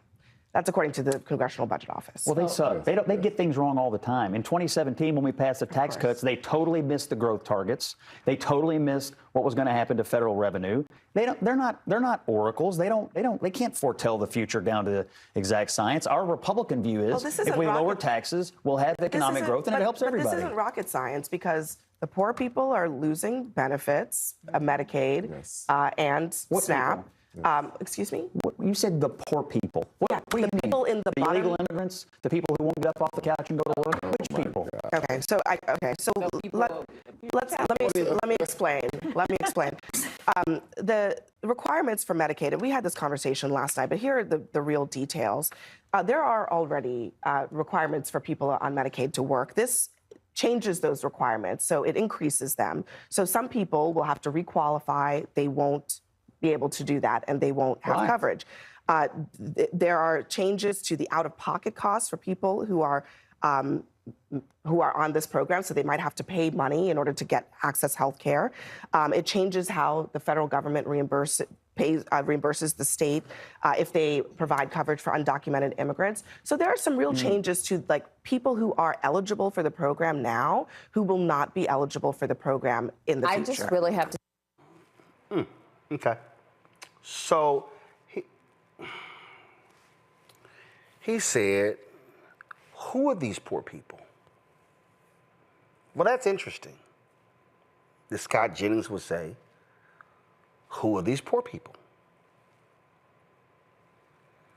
Y'all do know that Scott Jennings is considering a run for the United States Senate from Kentucky, right? Scott Jennings is a native of Kentucky, right? Are y'all aware that Scott Jennings was born in Dawson Springs, Kentucky? Antoine, go to my iPad. This is what I just pulled up. In Dawson Springs, Kentucky, the poverty rate is 26.9%. This is significantly higher than the national average of 12.4%. In fact, the Kentucky poverty rate is 16.1%. So, Scott, when you say, who are these poor people, it's your broke ass people. It's the broke ass white folks in your state. Kentucky is one of the brokest, poorest, most illiterate states in the union. Awful education, awful health care, high poverty. See, y'all, this is what these white conservatives do. Who are you talking about? Are you talking about the illegal immigrants? No. They talking about your cousins, Scott. Your family members. See, I know you just signed your big new CNN contract and you think you the shit, and the New York Times has done a story on you and all these folks. But Scott Jennings, you clearly forgot where you came from. Scott Jennings, you come from a broke ass town. I ain't even gonna call it a city. Cause y'all not a city. You're a town. And see, this is what happens when these white conservatives get them a nice highfalutin drive, got you a nice little suit, and you sit your little arrogant, smug ass on CNN, sipping on your coffee, and you think you the man. And your state is going to get screwed. See, I remember in 2016, I never forget, I was sitting here reading the article, and these folk, these broke, illiterate ass folk in Kentucky, I don't know what's gonna happen. I don't know. We voted for Trump, and I sure hope Trump do something about that Obamacare, but I'm worried about my Affordable Care Act.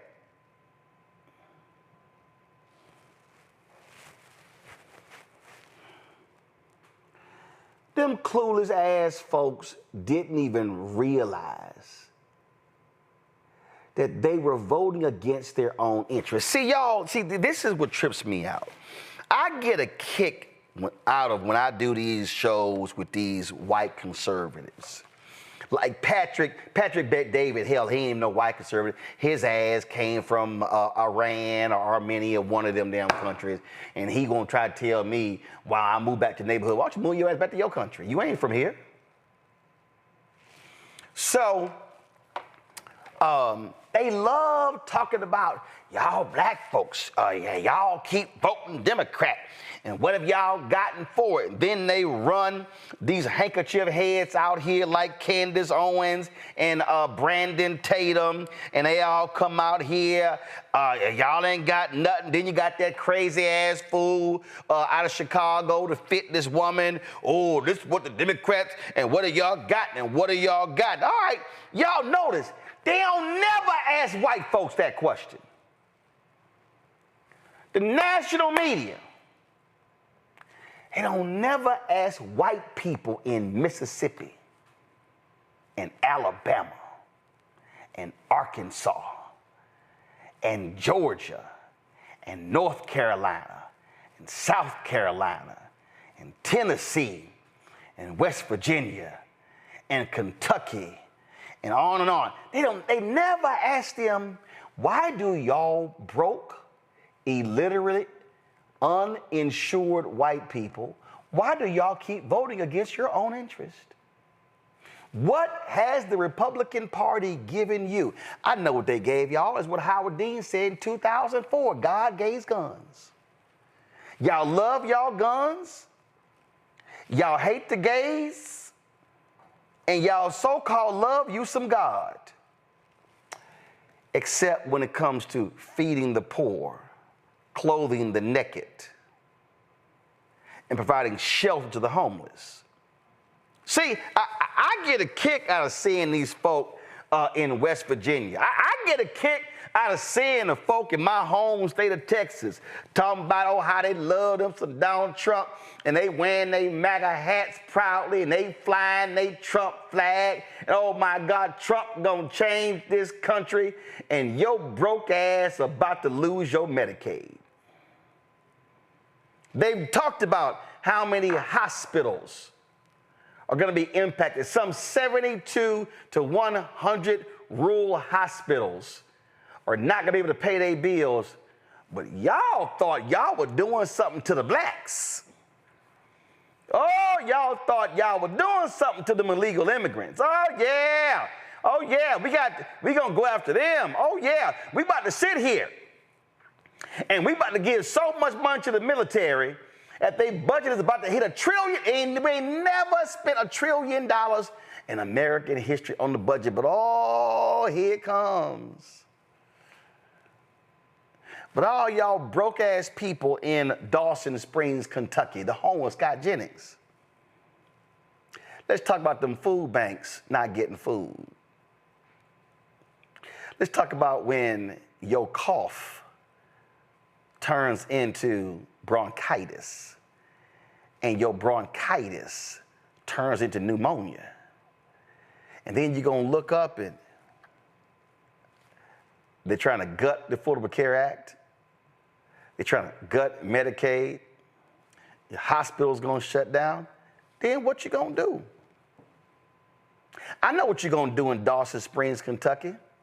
You're going to go home and you're going to wrap yourself in your Trump flag, and you're going to try to figure out how to warm up. But guess what? Ain't no lining in it. It ain't fleece. It ain't going to help you. See, I can't wait. I would love to hear I would love to have Scott Jennings go back home. Matter of fact, CNN, why don't y'all send Scott Jennings on one of them silly little ass interview tours? You know, y'all love sending Van Jones out. Why don't y'all send Scott Jennings back to Dawson Springs? Why don't say, oh, hometown boy done gone national? Oh, we get to look up on TV and we get to look at our like little Scott Jennings. It's right here from Dawson. I bet they got a sign. Dawson Springs, Kentucky, home of CNN Scott Jennings. And then you get to go ahead, he get to come back. Let's have Scott tell them what happened to the program that helped folk pay their energy bills that got gutted by Elon Musk Doge.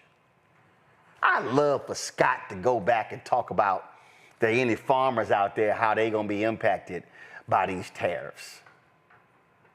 Antoine, go back to my iPad. Let me say it again, y'all. The poverty rate in Kentucky is 16.1%. But in Scott Jennings' hometown of Dawson Springs, Kentucky, the poverty rate is 26.9%. National rate is just 12. So the poverty rate is more than double that in Dawson Springs. Here's some more information right here.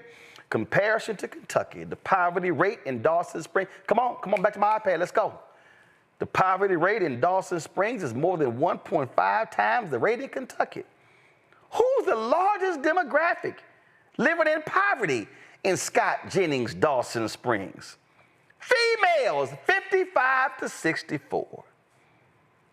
Followed by females 35 to 44. Then females 75 plus.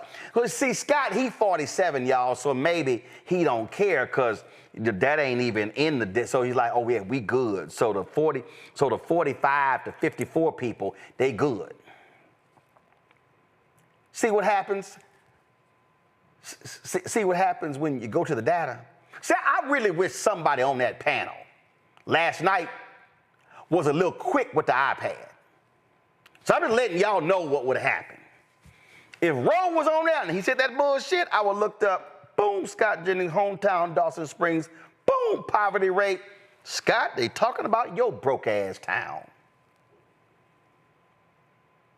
We played the clip of the Congresswoman reciting how many people in each congressional district were gonna lose Medicaid. But y'all, they don't care. See, this is why Bishop William Barber in the Poor People's Campaign, why they are trying to ignite poor folk in America, low income in America, the working class in America, to vote their economic interest. Because I don't care if you are white in Dawson Springs, Kentucky. I don't care if you are black in Albany, Georgia. I don't care if you are black in Rocky Mount, North Carolina. If you look at the poverty stats, they ain't doing your bidding there. Hell, Donald Trump just sat here and told his own girl, Sarah Huckabee, man, they ain't helping your ass with no tornadoes in Arkansas. St. Louis flattened because of tornadoes last week. Republican governor, 2 Republican U.S. senators, Josh Hawley punk ass, the same one trashing FEMA relief for other states, begging for help in Missouri. And Donald Trump, I'm sorry, my orange ass is going to Mar-a-Lago where I'm hosting a dinner for 200 people who I'm not releasing their names who have given money to my coin. I don't give a damn about you peons. Matter of fact, the phrase, let them eat cake, shit. Donald Trump ain't even giving them a cupcake, a honey bun, a Twinkie. He don't give a damn about y'all. But the power of whiteness is what we're witnessing right now.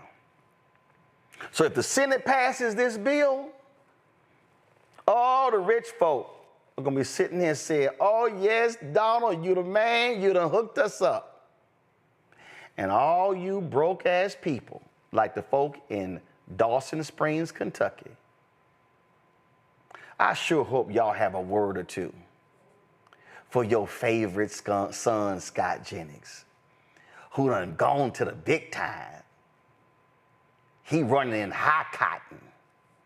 Oh yeah, he ain't in the coal mines.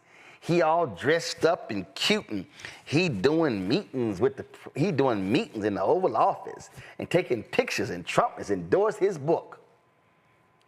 And your broke ass is gonna be homeless, foodless, fatherless, healthcare-less, hospital-less. I can throw any less on the end. That's what y'all gonna be in Dawson Springs and the whole state of Kentucky. Reese, going right ahead. Well, you broke it down. But you know, white people have the best PR, honey, because for some reason, people don't realize that a good number of white people are actually poor, okay? This is not something that is only the so-called illegals or whatever kind of bullshit. Also, middle-aged white people are seeing their mortality rates go up because of things like drug abuse, because of different economic factors. And this administration ain't got shit for y'all. See, the thing about it is they want to protect whiteness, not necessarily white people. The individuals, they can come and go. It don't matter. You can switch these white Afrikaners out with the Appalachian whites. It don't make no difference to them. Their thing is white power and money. You combine those two and they got all that they need. The messed up part about this bill, though, is what this bill gives to the wealthy is lunch money for them. This isn't, I mean, it's more than lunch money for the rest of us, but for them, this is peanuts. This is in the noise. It would be an accounting error in their lives. And yet trillions of dollars are going to give those people who don't need a tax cuts, and the people who actually do need to continue. And actually have been deprived in places like Georgia and Florida and Texas from Medicaid expansion. The people who do need medical insurance, the people who do need food assistance, they're asked out. And so this is about life and death for people, including white people, actually disproportionately white people, because there are more of them volume-wise than there are of us. I know that people like to work in percentages, but the fact of the matter is there are more white people living in this country than any other race. And so they will be harmed very much by this, all in the name of white billionaire power. Congratulations, you played yourself. Oh, absolutely. Again, Nola, the thing that cracks me up is when these folk, they always got something to say about black people. You haven't gotten this, you haven't gotten this. Going back to my iPad, look at this here. Economic well-being, this is spotlightonpoverty.org. Economic well-being in Kentucky, extreme poverty, 11% of the state. Food insecurity, 14.4%. Minimum wage, $7.25. Percent of individuals who are uninsured, 6.4%. Percent of jobs at a low wage, 24.3%. Percent of working families under 200% of the poverty line, 34.7%. Poverty rate, 16.3%. Unemployment rate is 4.3%. And you sit here and look at home foreclosure rate, 1.12%. Then you let percent of renters, 33%. I mean, it goes on and on and on and on. It shows you these numbers. They broke. They broke, Nola. And I keep saying, black broke and white broke is the same. Your ass broke. And Dr. King knew it too. You know, I had the pleasure the other morning, I should say, talking to Representative Cleo Fields from Louisiana, and also Representative Nakima Williams the other night at like 2:30 in the morning, as the Republicans tried to sneak past that big old ugly bill. And you know, Representative Williams, you know, she represents districts in Atlanta, her district in Atlanta, and Representative Fields, you know, represents some of the poorest, you know, districts in Louisiana. And the conversation that we had was just about that, acknowledging that, you know, acknowledging those poor people and how taking Medicaid away from said poor people will impact their lives. Representative Williams told this story about how she met this woman who literally survives on $6 a day. $6 a day. Scott Jennings is acting brand new. And if they do send him on this little tour, those people won't care about those numbers, because all he's going to do is tell people that, first of all, that the clip on CNN was fabricated, and the media. So that's the first movie he's going to make. And then the second movie he's going to make is to completely, not even respond, to data, if that was brought up to him in that context, is what I'm saying. And, another element to this, Roland, is so many of these voters are absolutely voting against themselves, against their families, because, and let's just keep it real, a lot of their pastors are telling them in Sunday Mass that God sent Donald Trump here. The conditioning is so deep that no matter how much fact checking we do, it doesn't penetrate, because they've been so indoctrinated. And because of that indoctrination, they will absolutely keep voting for people who do not care about them. I absolutely would not be shocked if that man won the office that he's seeking. And even if there is evidence to say that I don't care about you, poor people, because first of all, I'm probably embarrassed from where I came from anyway. So I really don't care about y'all. They are so conditioned to believe that he didn't say the thing that he actually said. Right. Right. So, this situation with the way that they tried to do this bill, we'll see what happens in the Senate. But there are a lot of people who are going to be impacted. Mark my words. And the ugly thing about it is the last thing I'll say. Even when people start dying, and unfortunately that's what's going to happen, they still won't care. Again, go to my iPad, Antoine. So this is a piece story right here. New census data shows more is needed to cut poverty and improve incomes. This is in Kentucky. It says right here, and so when arrogant, smug ass individuals, like, look at this right here, pandemic era federal program / child poverty. Official child poverty in Kentucky went from 21.8% to 10.9%. In Kentucky. That's what happens when you make investments. But what then happens is when you sit here. Look at this here. The story says more kids have health coverage this year. Then Kentucky's rate of uninsured plummeted for everyone after Medicaid expansion. Numbers don't lie. And so all of these data points. Look at this here.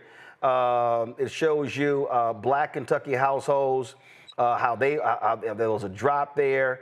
And then what does it say? Pandemic era support show us that cutting poverty is possible. And you know what they want to do, Greg? They want to slash poverty programs. They want to do all of that. That's all these cats are doing.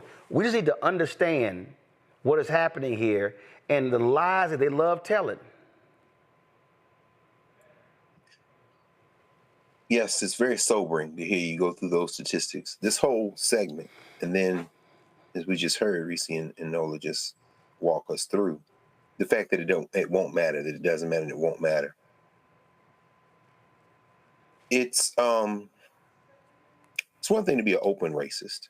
It's quite another to believe, because as you just said, Nola, as you said, Dr. Haynes, because you have been thoroughly brainwashed in a cultural and ideological position that Black people are simply not human, or certainly not as good as you are. That is the Christian fascist view. And thank you for making that very keen and important distinction, Nola, between Catholicism more broadly, which is the original European form of Christianity, of course, and the extremist view. As is extremism is Islam, there's extremism in Judaism, and extremism, of course, in Christianity. We see the extremism in Judaism playing out partially in Israel right now. So that's going to block them from ever doing anything else. I'm thinking about two books that came out just before COVID. One by Dr. Jonathan Mertzel entitled Dying of Whiteness, How the Politics of Racial Resentment is Killing America's Heartland. You've mentioned this book before. The idea that voting against their political interests, their class interests, they would rather die And we see, as a result of the policies that have been fomented by those owned by the billionaires who installed them in office, in part by weaponizing this propaganda, even as Elon Musk says he's not going to spend millions and millions more anymore because maybe there's a growing resistance.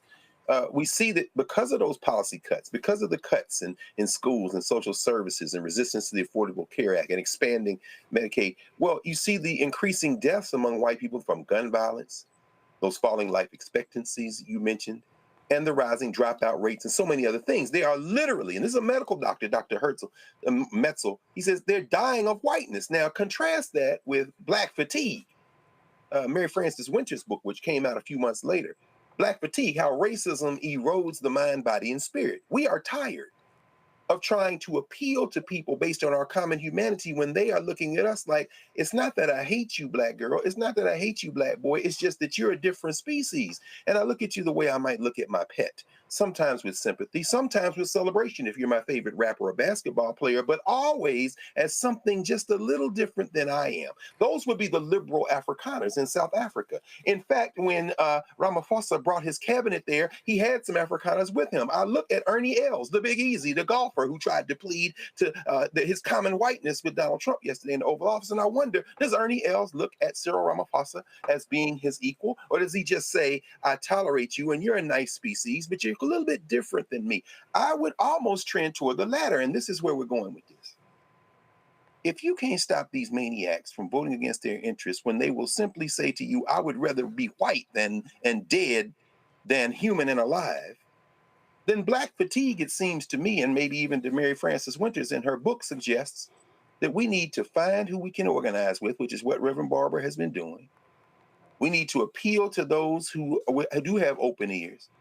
And the Scott Jenningses of the world, and the Junior Varsity Vances of the world, and the Tim Scotts of the world, and the 8 Negroes who voted for, Lord have mercy, the funniest thing about that I saw on social media about the new and then the so-called president of Florida A&M, I can't repeat here. Let's just say that somebody tweeted that blank sits on the highest of 7 hills, and you can kind of infer the rest in terms of drug abuse and what might be inferred from that. But the point is that those people all share one thing in common. It isn't race. It is a fealty to toady and kowtow and kiss ass and do whatever they can not to return to that coal mine, not to return to that cotton field, not to return to that job that they think is beneath them. And they will do anything to foment that. Let's start wasting our breath with Scott Jennings.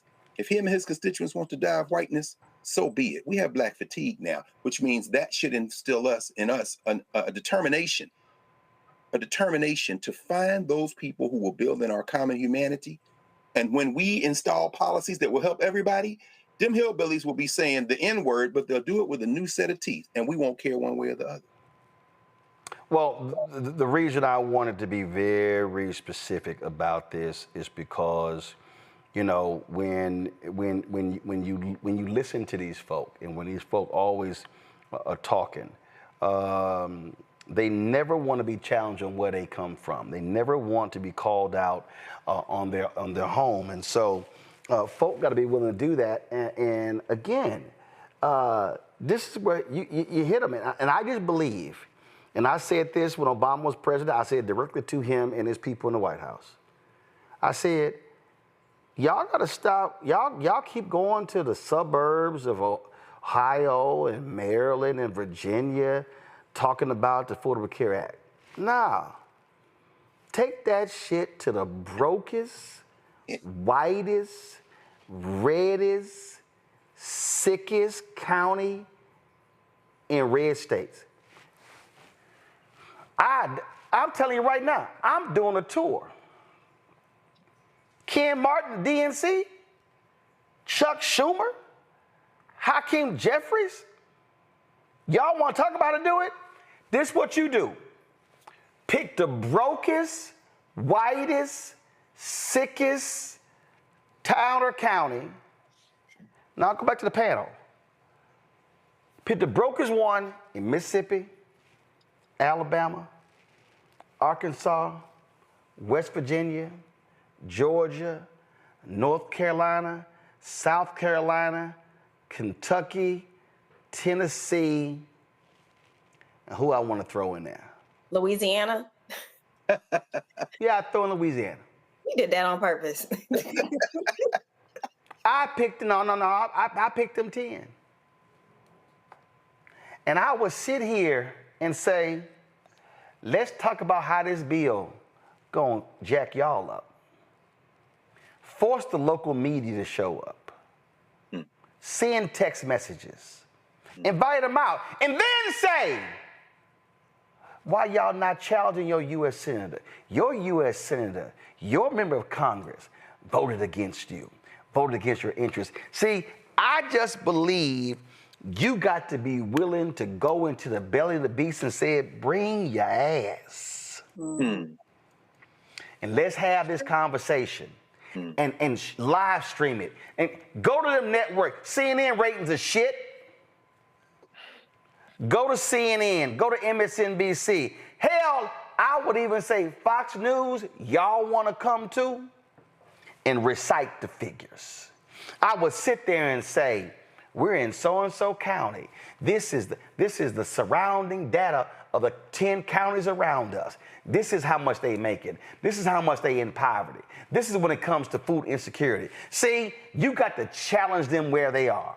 Yeah, that's true. To me, and then you say, Trump, fly your ass here instead of going to Mar-a-Lago.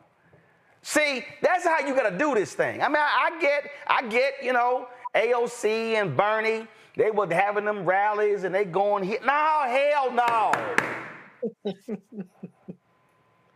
Go on their turf. Bring the cameras with you. To me, that's how you do this. And then look them in the eye and say, so y'all broke, y'all sick, y'all tired, y'all illiterate, and y'all still voting for them? Who's the fool? Let me go to a break. I'll be right back.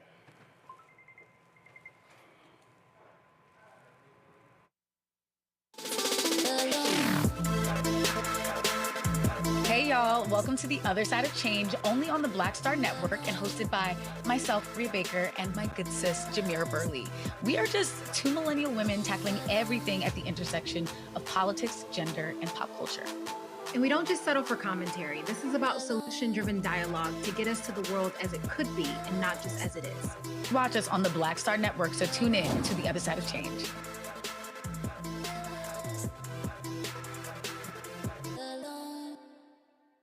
You must be my new Lieutenant Governor. I'm ready for duty. I think I can make a difference. Just be a good girl. I'm gonna need some dinner and a lot of wine. I really don't think that he thinks I'm qualified. What you gonna do? Pump my shoulders. When you want something and you earn something, you fight for it. Kids, do you know who this is? Mary J. Blige. I didn't know we was about to be attacked by all of Nick Cannon's kids at once. How you doing? My name is Mark Curry, and you're watching Roland Martin, unfiltered, deep into it, like pasteurized milk without the 2%. We getting deep. You want to turn that shit off? We doing an interview, motherfucker.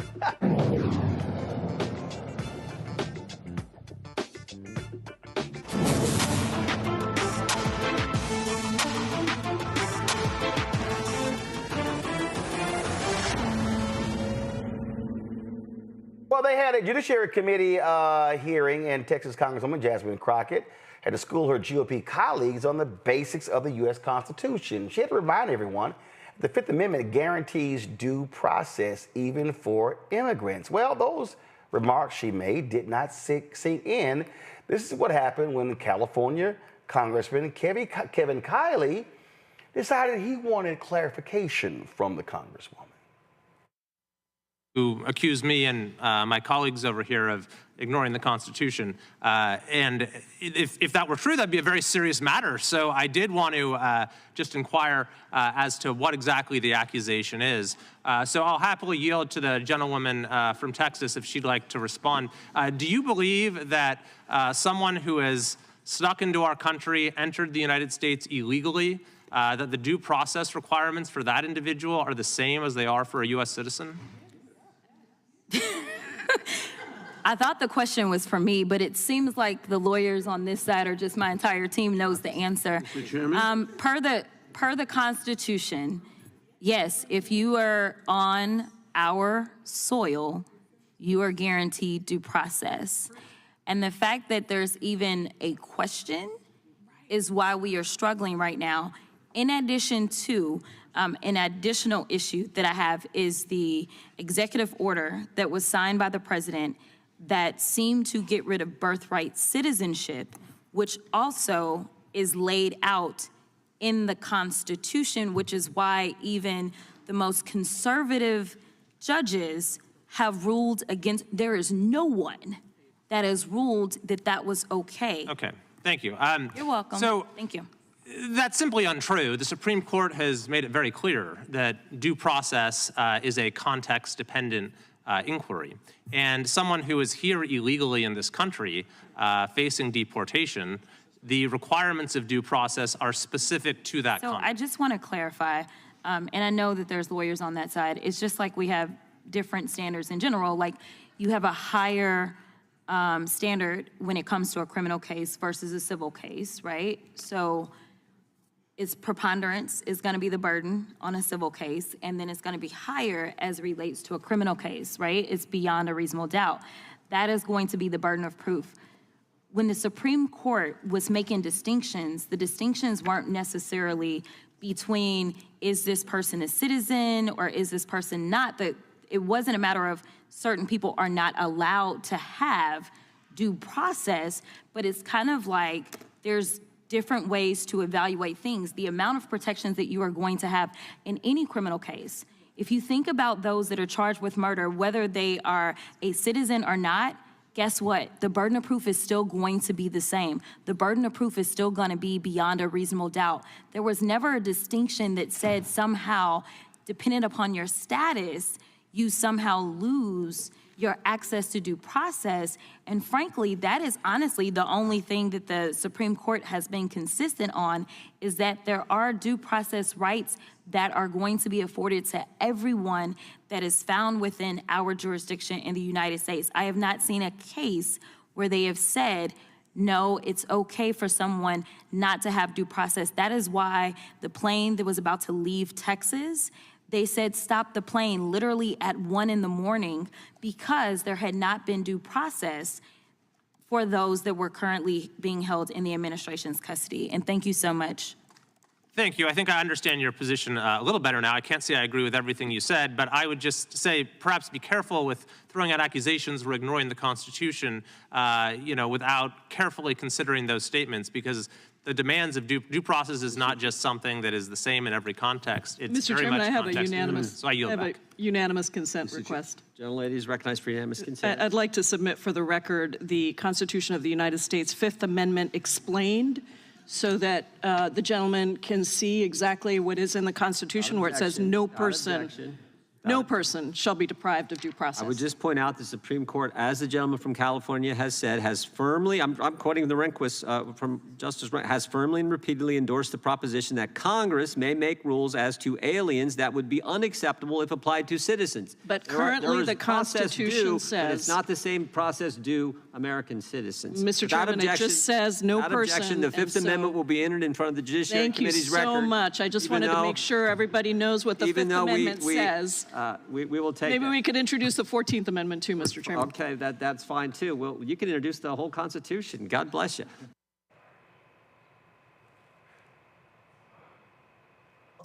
Greg, that was a heart attack over here. Man, fuck. No. Listen to this bastard. You can introduce the whole Constitution. The only 3 words that mean anything in what he said at the end were the last 3. God bless you. These are theocrats. Let me be very clear about what we just heard. This has been litigated. The Fifth Amendment applies to the United States. The reason we needed a 14th Amendment is because guess who wasn't included in the first 10 amendments to the United States Constitution, or the Constitution, as full humans, African people, and indigenous people. The 14th Amendment to the United States Constitution is when the concept of citizenship was codified. This is the point she was making. So people talking about people here illegally, people here illegally. MF, you're the first one that came here illegally, you bastard, but there was no citizenship rule. You took this land from the indigenous people and then wrote a document that did not establish a rule excluding people on the concept of citizenship, only on the concept of humanity, which you claim for yourself, and created a legal universe that excluded everybody but white people. And white people was to be determined by you, as the Irish in the 19th century. Anyway, the point is this. The 14th Amendment, after a bloody civil war, and perhaps we're on the verge of another one, who knows? But the point is this, the 14th Amendment came in to codify who was or wasn't a citizen. And while the 5th Amendment, as she said, reads that no shall any person be subject to the same offense to be put twice in jeopardy of life or limb, that's double jeopardy, nor shall be compared in any criminal case to be a witness against himself, nor be deprived of life, liberty, or property without due process of law. It said person, not citizen. Now let's go to the 14th Amendment, which was passed because the Dred Scott decision said in 1857 that black people had no rights that any white person was bound to respect, because if in Massachusetts they decided to give you citizenship, that was fine. If in Texas they decided not to, that was fine. Because as Africans, we weren't part of the legal universe. The 14th Amendment was passed for that reason. Now, the clown now thinks it only applies to black people, but he should shut his damn mouth. Now, the point is this, finally, the 14th Amendment, Section 1. All persons born and naturalized in the United States and subject to the jurisdiction thereof are citizens of the United States and the state in which they reside. That is a direct shot at Roger Taney, who said that you're a citizen of a state and the United States. He made up a legal fiction of federal citizenship as if you can be a citizen of the United States and there's some place where it's not subject to the polity of the jurisdiction of the United States. But that's fine. They cured it there. But the problem, what they're going after birthright citizenship for is the second part of that first sentence, which says subject to the jurisdiction thereof. It's a lie. The Kim Wong-Ark case settled that. That was a guy who was born in San Francisco, whose parents had come from China, and he is one of the few people in the United States Supreme Court history who has his name in a decision. If somebody said, you're not a citizen, he said, my name Kim Wong-Ark. The Supreme Court said I was a citizen, didn't stop when he went to El Paso, Texas a few years later. Them crackers down there arrested him and accused him of not being a citizen, and it took him months to prove he was, with a Supreme Court with his case with his name on it in his back pocket. But the important, and here is the important sentence in the 14th Amendment. It says, no state shall make or enforce any law which shall abridge the privileges and immunities of citizens of the United States, same as the 5th Amendment, nor shall any state deprive any person, not citizen, person of life, liberty, or property without due process of law. That's the due process clause. But here's the problem. Well, we just heard this white nationalist, God bless you. You can put the whole Constitution. In other words, who gonna check me, as you always say, Reese? The problem is this. What these white boys are trying to do, white boys and girls, they want judges to say in the 14th Amendment and in the 5th Amendment, well, the 14th Amendment is the important one here because that's the citizenship clause. When they said person, they meant citizens. When people say, no, they said persons, they said, no, go back to Section 1 at the beginning. All persons born or naturalized in the United States and subject to jurisdiction thereof. There's enough air in there for the right-wing judge to say, yeah. So the interpretation I'm going to give, this is what they teach in law school when they start talking about statutory interpretation. I interpret person in that second sentence to mean citizen, as it is should be controlled by the first sentence. It's a fringe argument. It never had any breath in it. But because you Negroes decided that elections don't matter, and then because the Democratic Party does silly things, like let people die in office. You know, the last 8 members of the federal legislature, 7 in the House and 1 in the Senate, that died in office, all of them was Democrats, 215 to 214 last election. Connolly of Virginia, you got Grijalva of Arizona, Sylvester Turner in Texas, and before that, Pascrell of New Jersey, Jackson Lee of Texas, Payne of New Jersey, Feinstein of California, Senator Feinstein, and McKeeshan of Virginia. Everybody died in office. It got close enough to steal, and now we got to go on this hell ride together. Jasmine Crockett can't explain this to them any clearer, but they don't care. They don't care. The law is whatever the hell the judge says it is, and if you don't agree with the judge don't agree with you, and you're the president of the United States, you know what they can do? They can ignore the law, and we're going to be in the streets. This is a serious thing now.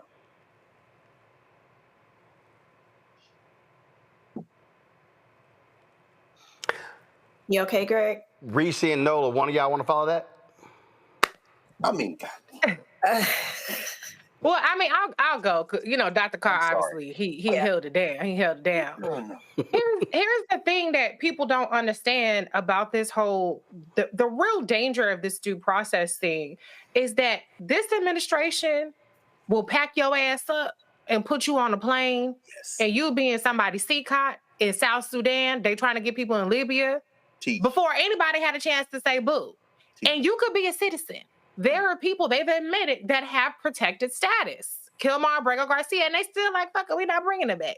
Right. And so the danger of not having due process is also a danger to U.S. citizens, because how you know that they're going to get it right? They don't care to get it right. They've literally said they don't care to get it right.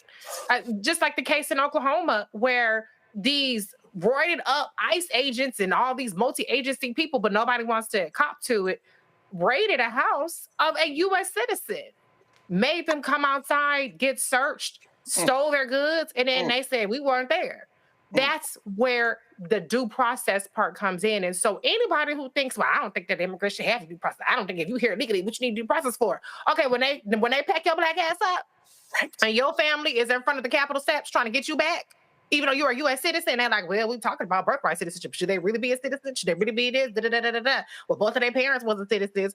When they having that argument while you sitting in somebody's jail, then we can have a conversation about why due process is important for everybody. Nobody has any illusions that due process is equally applied. We know this justice system doesn't treat anybody equally, especially not Black people. That's not the case. That's not the argument that's being made. But due process has to exist for everybody's benefit. It's not a gift. It's not some charity that we're giving to some people who shouldn't really be here by somebody's judgment. It's something that we all need to hold on to for dear life. And we still, even with due process, might end our asses up in Libya or South Sudan. We still might do that. But if we got a little bit more of a chance to stay here because the judge says, well, you know, this is your birth certificate. It does say that you're supposed to be here. Then we need to make sure that we keep that going just for as long as we can. You're right. And Nola, these fools had better recognize that Donald Trump will absolutely attempt to send Americans out of the country. He's already said it. And of all the people who say, well, I know he said it, but no, if they say it, believe those assholes gonna do it. Absolutely. And Marco Rubio is parroting the same talking points. Now, that's the part that scares me, right? When you have the Secretary of State parroting the same things. Like, I understand, yes, you serve at the pleasure of the president, but this is scary because if I'm not mistaken, Rubio's also a lawyer, right? Mm-hmm. So here you have the Secretary of State, who's also a trained attorney, talking about, well, you know, it kind of due process depends. That is we are in very, very slippery slope territory, and they keep saying it over and over, and they're normalizing it for people who don't understand the nuances, and that's what they're banking on, is the people who don't understand the nuances to grow this apathy amongst the American public to where we're looking the other direction. And here, you know, in the cloak of night, like the other night on the Hill where they were trying to pass that bill, you know, here we are sitting, looking around like, wait a minute, what happened to due process? You know what I mean? And that's where this is heading. And for people who do not believe that this is a slow rolling coup, this, like Greg said, and I understand his passion, I totally get it 1000%, especially when this is something that you trained in and this is something that you believe in, and to see what's happening to it, it is heartbreaking, right? And it's infuriating. But I'm telling you, one day we're going to wake up, because we were so distracted with being bombarded with so much, right? That we are going to be a country with no rules, no laws, and that's scary territory. And further, I'll say that I'm really concerned. You know, I'm really concerned. You know, we're people that are heavily that we pay attention to the news and news cycles. We're really involved, and I am really, really concerned because there really aren't any checks and or balances. The way in which the Republicans have done this thing, it's like they have blanketed, you know, every single lever of the government. And then in Congress, people, I need y'all to understand how important 26 is. And before we get there, they will try to pull something. They are going to try to do something to interrupt the 2026 elections. I'm telling you right now. Yeah. But in addition to that, we can't stay at home because of it. Our lives are on the line here, people. They are trying to do away with due process. They are trying to do away with the Constitution. That's right. That is the foundational document of this country. And like Greg said, that document has not always served us. It has not always worked in our favor. But the larger point is, it doesn't matter, because we're talking about the nuts and bolts of what keeps this country together, what keeps this democracy together. And we are hanging off a cliff. And I need y'all to understand how important 2026 is, how important your local elections are every single Tuesday. Y'all have to be civically engaged. We are in trouble. All right, folks, we come back. We'll have a business owner for our shopblackstarnetwork.com website. And so we have the conversation next. Don't forget to support the work that we do by joining our Bring the Funk fan club. The goal is to get 20,000 for our fans contributing on average $50 each a year. That's $4.19 a month, 13 cents a day. If you can't give that, give less. We totally understand it. We appreciate it. If you can give more, that'd be great as well. We purposely do not charge a subscription fee because we want the content widely available. If you want to contribute via Cash App, use the Stripe QR code. You see it right here. Also, you want to send a check and money order, make it payable to Roland Martin Unfiltered, P.O. Box 57196, Washington, D.C., 20037-0196. PayPal's R Martin Unfiltered, Venmo RM Unfiltered, Zelle Roland at RolandSMartin.com, Roland at RolandMartinUnfiltered.com. We'll be right back.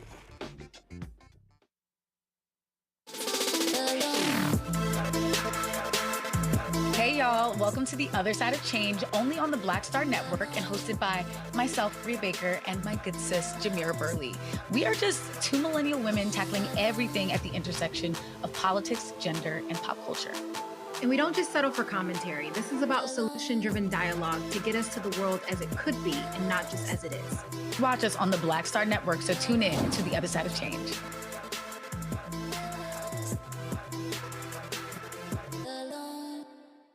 My name is Lena Charles, and I'm from Opelousas, Louisiana. Yes, that is Zydeco capital of the world. My name is Margaret Chappelle. I'm from Dallas, Texas, representing the Urban Trivia Game. It's me, Sherry Shepard, and you know what you watch. Roland Martin on Unfiltered.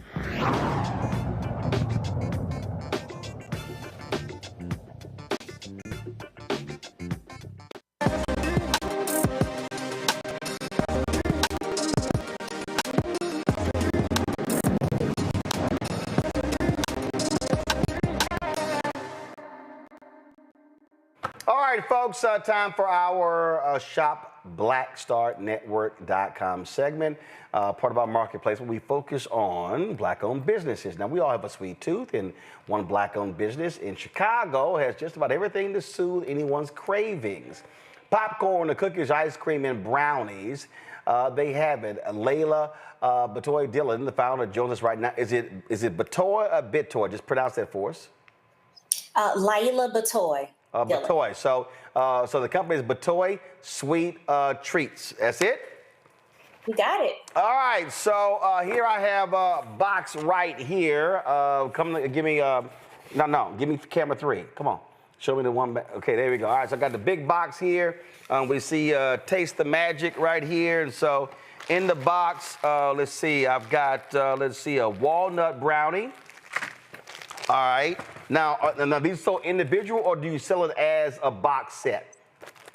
So we have a few different things that are out in terms of individuals. So you can get the individual brownies in a set of 3, 6, or 12. But we also have some bundles that are available. And what I'll say is, first, thanks for having us on the show.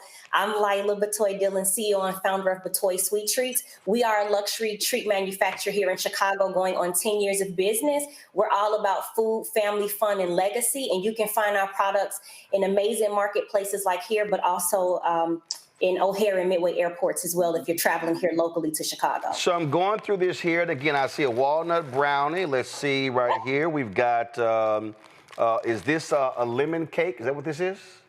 So those are going to be cupcake cookies. Okay, all right. So cupcake cookies. So I've got lemon. Let's see here. I've got red velvet. And I can't see the box that you're going through, so I can't see. No. Don't worry. I'm just naming them off. So I got I got red velvet here. I got lemon blueberry. It's another lemon blueberry. Let's see here. I also have in here. Let's see here. Gourmet Chicago popcorn. I got that. And that's a small bag, but then we have the larger bag of the gourmet Chicago popcorn. So how many different products do you have? So we have over 127 SKUs that are in the marketplace. Wow.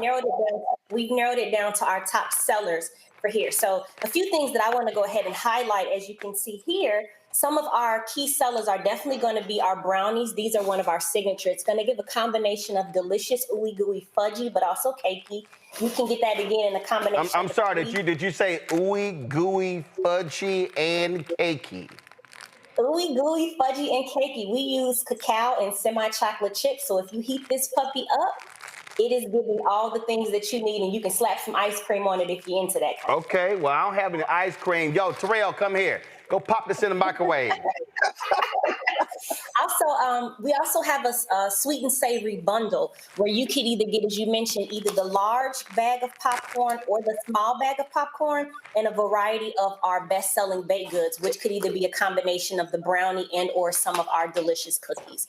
So we've got hitting you with our best sellers. Also, if you are old school and you like the traditional pixies, we're hand dipping everything delicious in Chicago. This is going to be our pecan turtles. This is going to be house-made caramel over pecans and dipped in either semi or milk chocolate. So this is also one of our staples here in Chicago.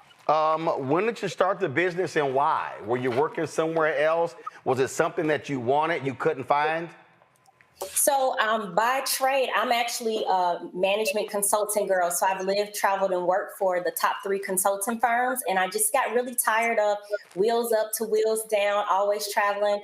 With the support of my husband, I was able to come off of the road. And a little bit background about my family, the Batoys. I come from a line of entrepreneurs, from small mom and pop shops, restaurants, barbecue shacks, things like that.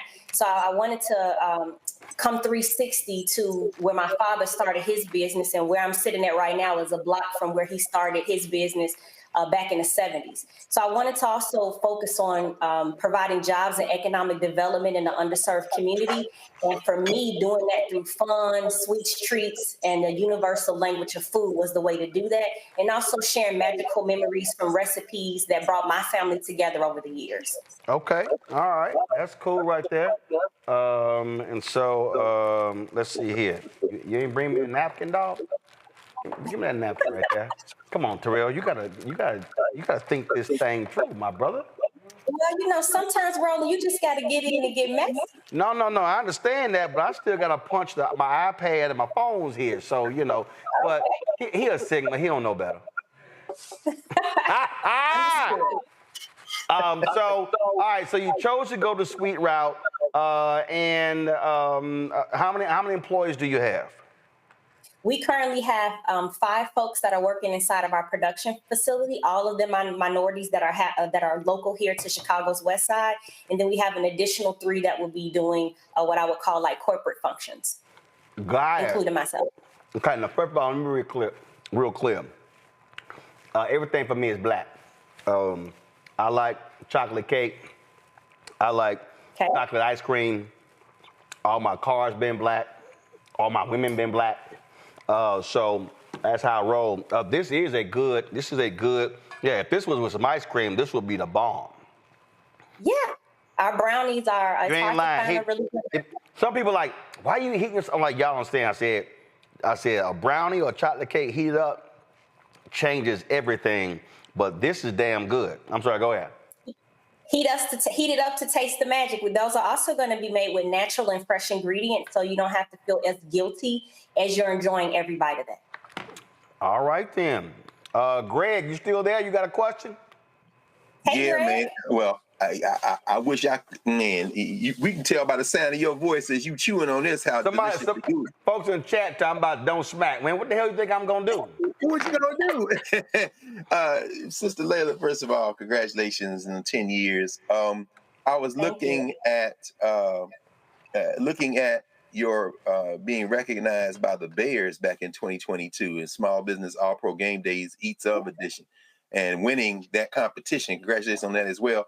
And it was an interesting line in terms of kind of the origin story of this work. You talked about being in Italy and learning how to make gelato, but then, and I love how you combine this with the question of legacy, saying, yeah, this is delicious and gelato is all good, but I'm gonna integrate some sweet potato, peach cobbler, and red velvet. Could you talk about this gelato experience you had and then how you blacked it up?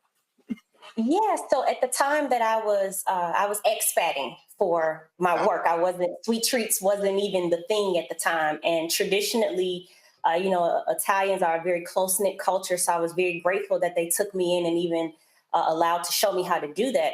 But for me, again, my flavor palette, though, I've lived, traveled, worked all over the world.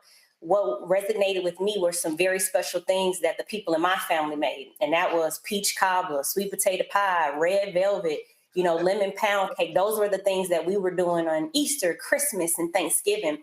And so once I learned how to make the gelato, it was important for me to bring my family flair into the fold. And that's really what this brand is about: family, food, fun, and legacy.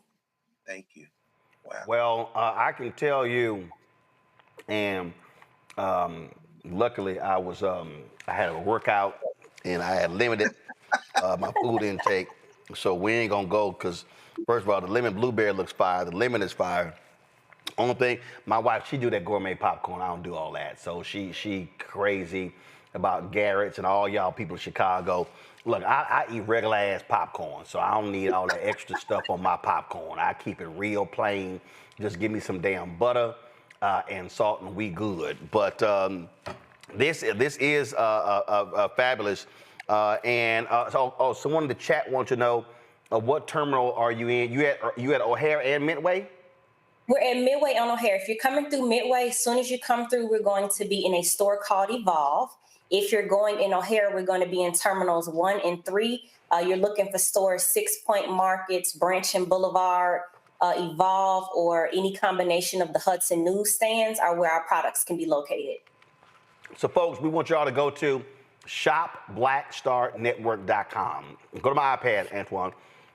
And Roland, I'll say we already got quite a few orders before we even hopped on today. So people are really buying the brownies, and they're also buying that sweet and savory bundle. So just heads up for anyone who's watching who ordered before I hopped on, all your orders have shipped, and you'll be enjoying that from Memorial Day weekend. Now let me help everybody out, okay, y'all? And I'm being straight up. See, I couldn't do one of the morning shows. Where they had, now going back. One of the morning shows where they have the cooking segments and they taste some food and they lying. I don't front. I'm just letting you, listen, I'm not lying. I'm not lying. Again, I appreciate Layla being here, but I'm telling y'all right now, if this brownie was not good, if this brownie was not the bomb, I would have ate a corner and I would have pushed that sucker aside. I'm telling y'all, I don't front. This a damn good ass brownie. And the brownie, and again, now there's some brownies y'all eat where you need the ice cream to go with it to offset it. No, you can eat this plain. Heat it up. This is lit. So again, I don't front. I don't play. If it wasn't the case, I'd be sitting here like, okay, we appreciate it. I'm just saying. And so Carol just got my ear. Are you sharing with us? No. Let's see. Hold up. Let's see here. Y'all can have the popcorn. And let's see here. I leave what y'all one red velvet. Let's see, there's a lemon blueberry. I leave y'all one of those. There's a lemon. I'm gonna leave y'all one of those. Let's see how many people in there. Let's see here. There's another red velvet. So that's, let's see here, that's 4. There's a lemon blueberry. So we're gonna do this here. I'm gonna put the lemon back and and I'm gonna take the lemon blueberry. But the other 2 fudge brownies, y'all, they staying with me. So I'm just Roland, may I ask, did you just get your box that you're opening it for the first time? Yeah, Kara brought it out here. Kara brought it out here right before the segment. And I want to just highlight the quality of our freshness. That box was delivered to you last week. So everything that you're eating is already 6-7 days old. Wow. So that box was sent out to you last week. We really pride ourselves on freshness and quality. So what you're getting and what you're experiencing from Roland is the same commitment that we give to every order. We like to do wow and delight, and everything is packed and made fresh. Okay. All right, go to my iPad. All right. Yeah, I'm smacking. Batoy Sweet Treats on shopblackstarnetwork.com. Y'all see it right here. You see the items. You can order right here. Remember, y'all, Father's Day is coming up. You got birthdays. Y'all want to hand out some Juneteenth. If y'all going to have some Juneteenth celebrations and parties, here you go right here. Y'all support this Black-owned business. That's why we created this marketplace segment specifically to give an opportunity for Black-owned businesses. Marketing costs are real. And so we have, of course, a massive audience. You know, we're now sitting at 1.8 million subscribers on our YouTube channel, on our way to 2 million. I think we'll be there by our 7th anniversary on September 4th. And so I want y'all to, again, pass the word. Go to shopblackstarnetwork.com for y'all to enjoy these treats from a Black-owned company. And listen, I ain't got a problem saying it. PepsiCo, they ain't spending no money with Black people. And y'all eat all these snacks and stuff along those lines. And this, Antoine gonna keep it on the sister, bruh. Thank you. Okay? Y'all stop switching. So listen, support. We need our people to be in the habit of making it intentional with our purchases. I need people to understand, you buy snacks all the time. You're buying popcorn all the time. And so yesterday, you're buying golf balls. You're doing those things. You're buying coffee. And so we've had three brands on 3 consecutive days. So y'all be sure to support it. And so again, Layla, this is awesome. And again, this fudge brownie is the shit. And so I'm not gonna eat a second one today. I ain't gonna send a second one today, Layla. So I'm gonna hold off, and I ain't gonna do it tomorrow because I'm trying to sit here. Because again, I got a golf tournament in 3 weeks. So goal is to drop 10 pounds between now and then. But we gonna hit this weekend with some ice cream. But again, absolutely great job. And you were talking about, you about to make a point about the packaging. Yeah, this is not flimsy packaging. This is, and listen, I understand when it comes to business, packaging costs money. But this is some really good packaging. It will protect your stuff. So congratulations again on this here. And so appreciate you coming on the show.